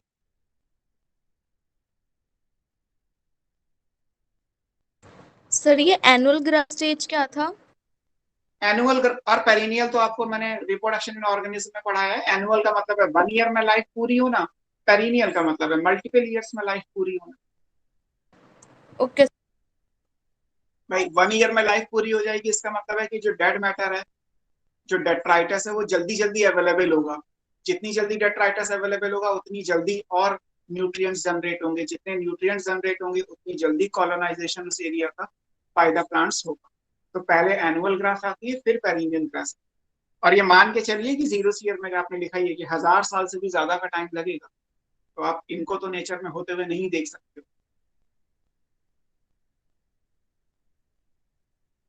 सर एनुअल तो जैसे न्यूट्रिएंट जल्दी जल्दी लाने के लिए हो जाएगी, पेरेनियल क्या करेगी सर? पेरिनियल का मास ज्यादा है तो वो जगह बनाएगी। पेरिनियल में रूट सिस्टम बहुत स्ट्रांग होता है, तो और इतनी जगह बनाएगी कि आने वाले एक टाइम पे वहां पे प्लांट्स छोटे छोटे ग्रो कर सके, जो हर्बेशियस या श्रब लाइक प्लांट है वो ग्रो कर सके। एनुअल ग्रास का रूट सिस्टम भी एनुअल ग्रास के जैसे ही होगा।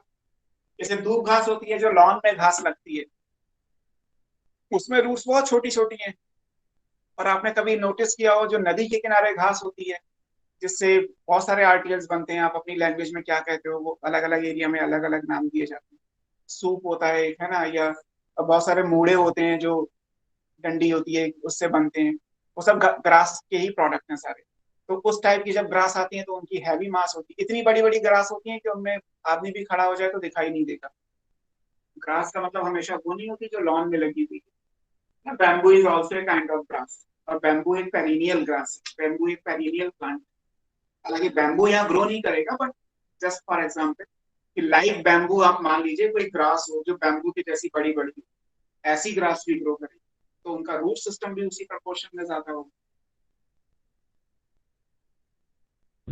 ओके। सर इसमें लिचेन प्योनियर कम्युनिटी हो गई। क्या चीज?